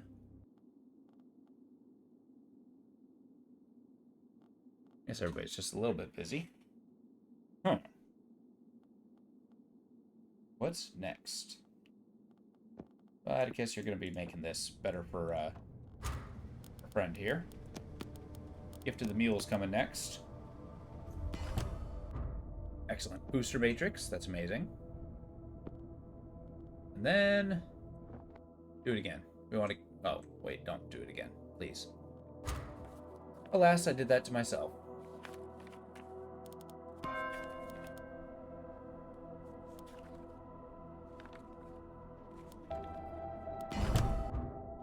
Voltok's Note 2. My voyages are becoming more intense and the recording more garbled.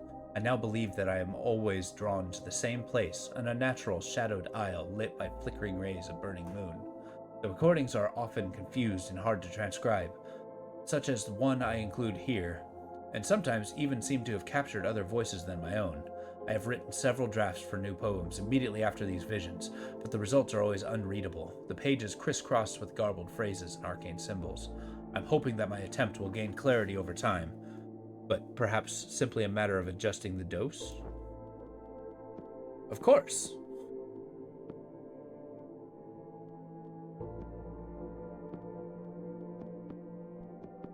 That be in the middle? Huh. So that's opened. Algar here could use a nap. Vitaly can use a nap, rather.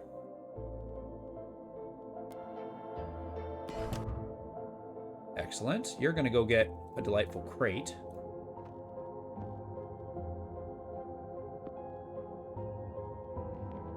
You can do this.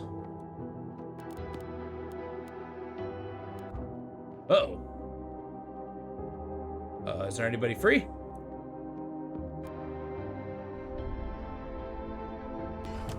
Alright, going out with the mechanical spritzer.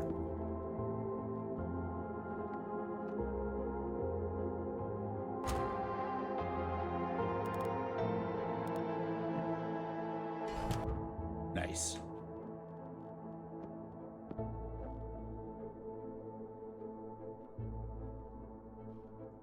Okay, I'm not going to use a garden guide just to dig some shrubs. Excellent. Now we can create this machination.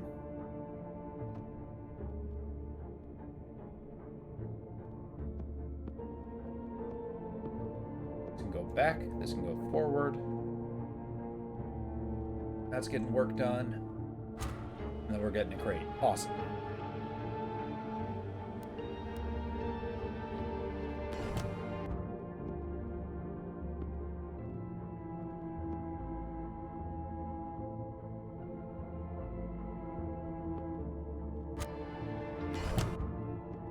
Excellent. Ember fungus, shipping crate.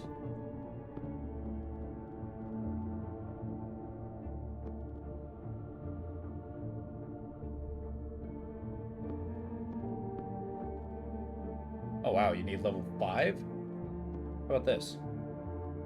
Oh, level 8. Jesus. Okay.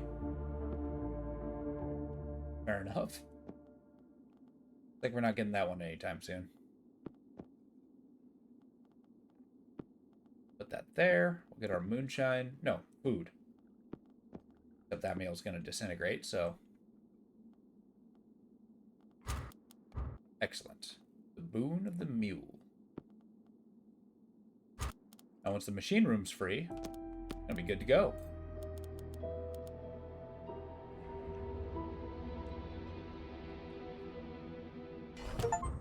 We did it! Complete the side quest of Mechanist Astor. A Mechanist detector capable of identifying the presence of ether waves is detecting its delicate needle quivers at the unveiling of a hitherto hidden world. The culmination of Astor's tenacity and Lady Acheron's brilliance from the Mechanist's legacy can be forged. What did it do? An amazing device designed with such lateral ingenuity. Ether waves have long been theoretical curiosities, but now proves their existence. It's surely a breakthrough for the entire field. The result of such a discovery should offer Sophia the respect she deserves. Her mind is a caliber which will echo the ages with the clarity and brilliance of thought. To play even a small role in that story, I am completed. On finishing the game, this optional story will be concluded. Oh, hell yeah. Awesome. So she did her thing. Now let's get a meal. Celebrate. A meal and some drink. So I've beaten Astor's, but apparently there's more body parts, there's more dream, and there's more of that. Maybe I shouldn't be so gung-ho about beating this. Huh.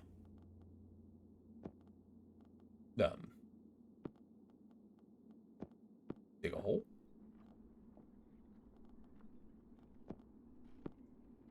Search the cellars. sleep? Yeah, I guess invention is busy work.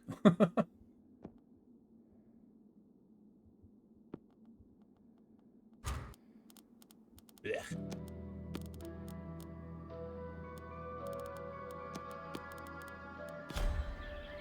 Oh, here we go. Calgar's notes. It is only my training and expertise as a doctor that has allowed me to survive in this place. Others endure also, in their own ways. Education and experience are the tuning which makes a person survive. This is even true of Atticus. He might be a simple beast, but with limited pleasures, but I have seen him write, and I know he thinks more than his exterior might suggest. I doubt I will see him again after all this is done, but if I do, I will not be uncomfortable with such a meeting. That's brutal. Atticus's note. The doctor has done so much for us here. The others don't see it, but I do. We might even be dead without her. I know my own work to keep them all fed and protected from the elements helps too, but there are skills which are beyond me. Skills which we all need in this hellhole. I wonder if I will still write notes like this once I get out of this place. This experience will leave me a changed man, for certain. I was never much of a thinker, but it's hard not to brood in this place. Hard not to think about how life might have been different. I will lead a better life one day, and stop having to sell my muscle for jobs like this. But who will live that life with me? Hey. Well, it's Calgar. Come on now. Don't sell yourself short. Alright. Intense smog causing choking epidemic. A mixture of wood smoke, coal fumes, and naturally occurring sea mist combined to inflict a terrible plight upon Black Sands, with widespread bad breathing and choking reported. The mayor has asked people to stay in their homes and only venture with the breathing apparatus or fine weave masks to stave off the worst of the hazard. The conditions are expected to lift and the weather brings fresh sea air into the region. If you are choking, you are advised to drink strongly salted hot water and convalesce in bed. Burden record. Dear Mr. Vitali, unfortunately, we have been unable to locate any further Somnus Umbra seeds for you. However, while I was organizing our records, I came across a receipt of an old order of the Colonel's, perhaps from a previous Highbrook owner, Miss Voltok. A note attached indicates that since Miss Voltek did not rise before noon, the delivery was to be placed in the estate archives by her staff. Perhaps you can find it. The parcel will be stamped with our shop logo. Arborist Pickville. Okay, nice. So we can actually get more of these dream seeds. Where you at, buddy?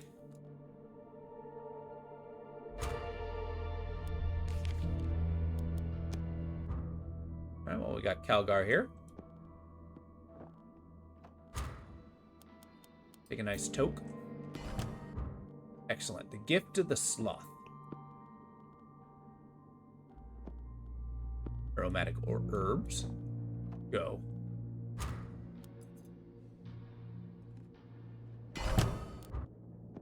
Gift to the snake.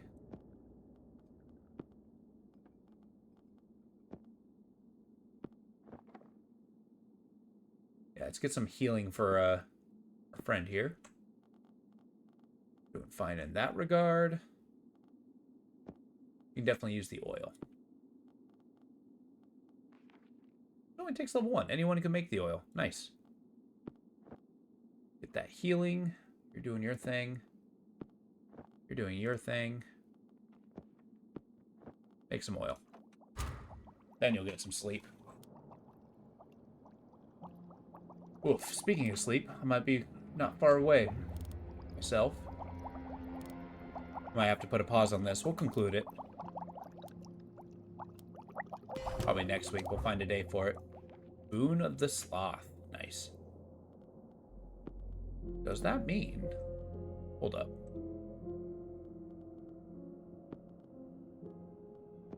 No, not that. The goblet. 7. Come on now. I do not remember where I got that blessing. Alright, tell you what. Sit with the pipe.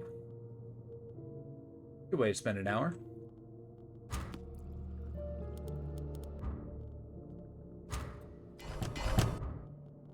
Alright, fly swatter, go. machine oil. Excellent.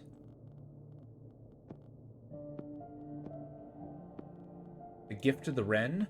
Chirps, chattering, and feathers. Bright calls echo around you as tiny form flits around to and fro.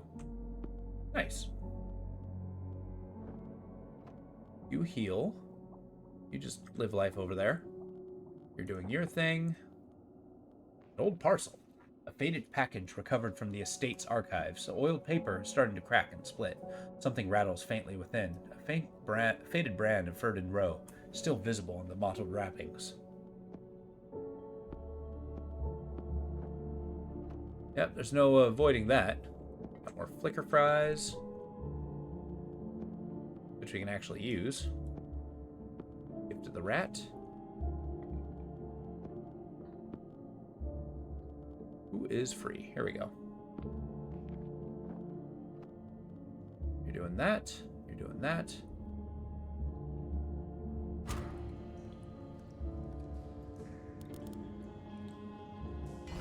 Keep that disease out of there.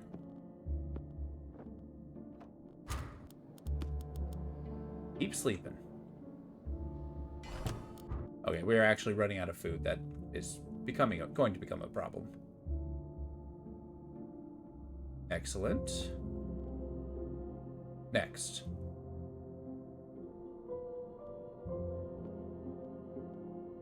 Oh, zooming in and out. Nice. That.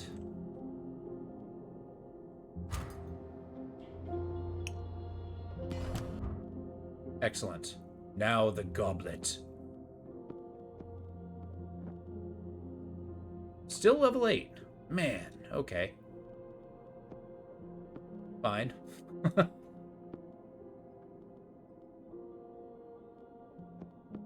swap around. You're doing your thing.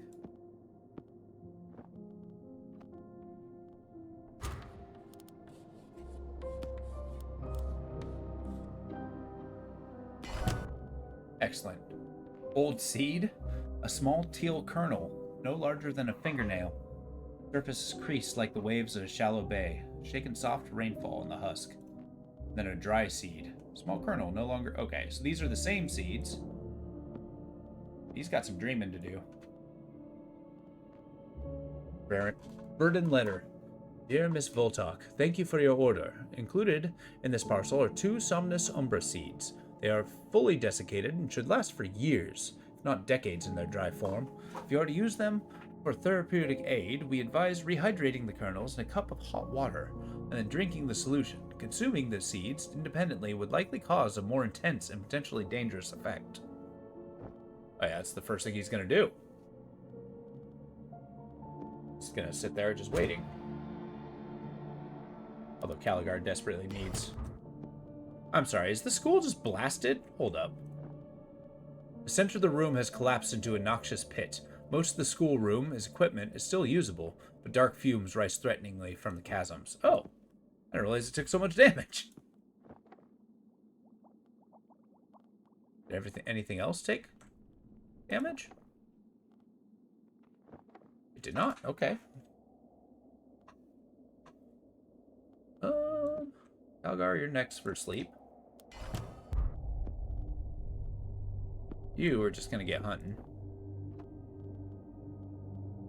Boon of the rat.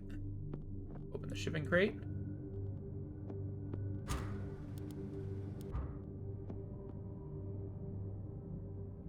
How did Calgar end up getting a sleep fixed?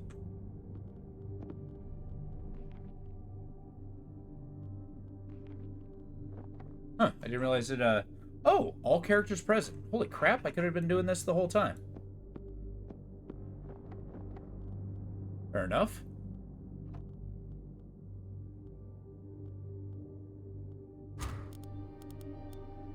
Oh, keep it moving. Oh, what's Calgar going to do now?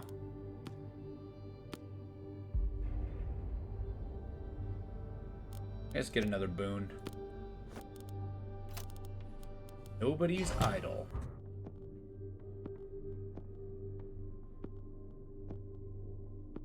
Use our iron pail.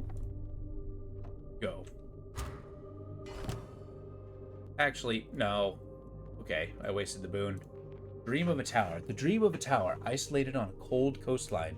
Someone watches from within its tiny black windows. Perhaps this is the place I'm looking for, but I'm torn from the vision with the start. As I rise, the dream begins to fade. Oh boy. In my dream, I stood within a small boat approaching an isle, a tall, impenetrable conifers as black as night, looming against the cliffs of pale stone. The cliffs are like broken bones jutting out of motionless lake. The dark tower marks the horizon. I saw someone within this crooked arches. Ella? All was silent. Even the oars made no sound. I believe this place to be the Isle of the Dead, a very gateway from to the realm I seek. Perhaps next time I might find a way to knock, pass through, to see her once more. Oh yeah, we're doing that one more time.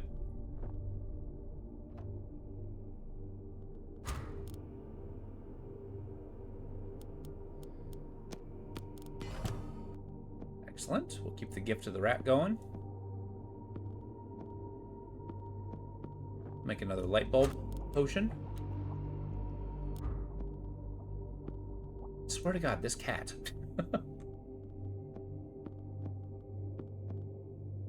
The board is going to be down here.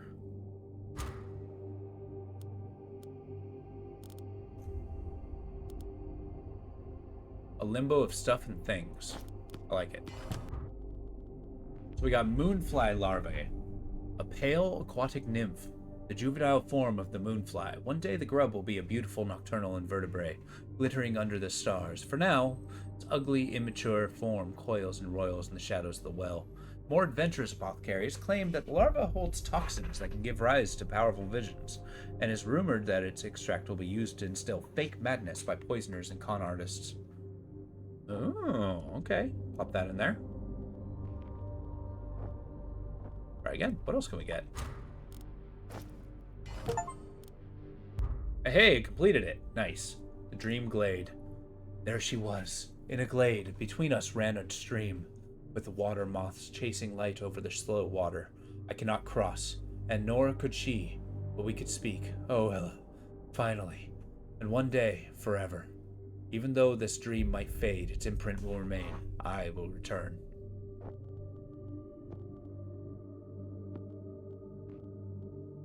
I know now that that the land of the dead can be reached, and so my lost fiancée, my dear Ella, can also be found. For her to be sent there is the most painful event of my life. But in this place, and in these dreams, I finally spoke to my love again. This discovery, this knowledge, that I should be able to reach her, even in life. I can barely stand to put it to words, feeling of defy recording. I will keep searching in sleep to find that glade again, for I must etch the path there into my mind. For some day, I too will pass into that land beyond life, and we might join hands once more. Nice. So at the end of the game, we'll get that. Awesome. Next. See what's in the storage index.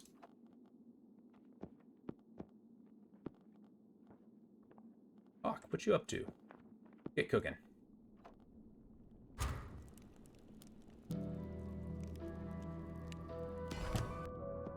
Excellent. Make a moonfly extract. Uh-oh, who's free? Shoot! Come on, that pestilent swarm is probably actually going to cause a problem.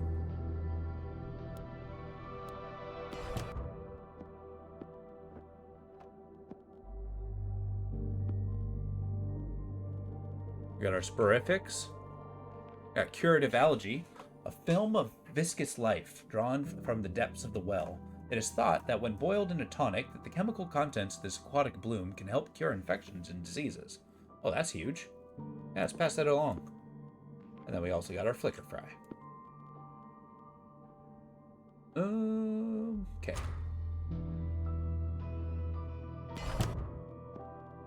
Got a good basic meal. Let's cook this. Concoct to cure. Volkov's draft. Increase collection of scribbled pages, ink and stained scraps. Okay, so we got this. Tell you what. So that's done. Moonfly extract. A small ampule of pale blue liquid. Whoa, task support 3? That's huge. Pale blue liquid. This fluid was drawn from the vitals of the moonfly larvae. Daring mystics championed the use of this extract in their explorations of the mind. That is huge. Okay.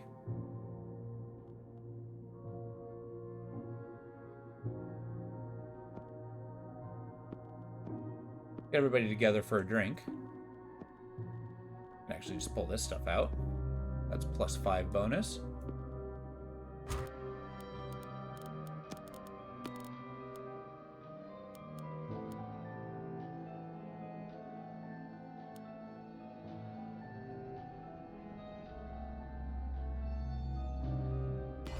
Excellent. Now we have the cleansing tonic.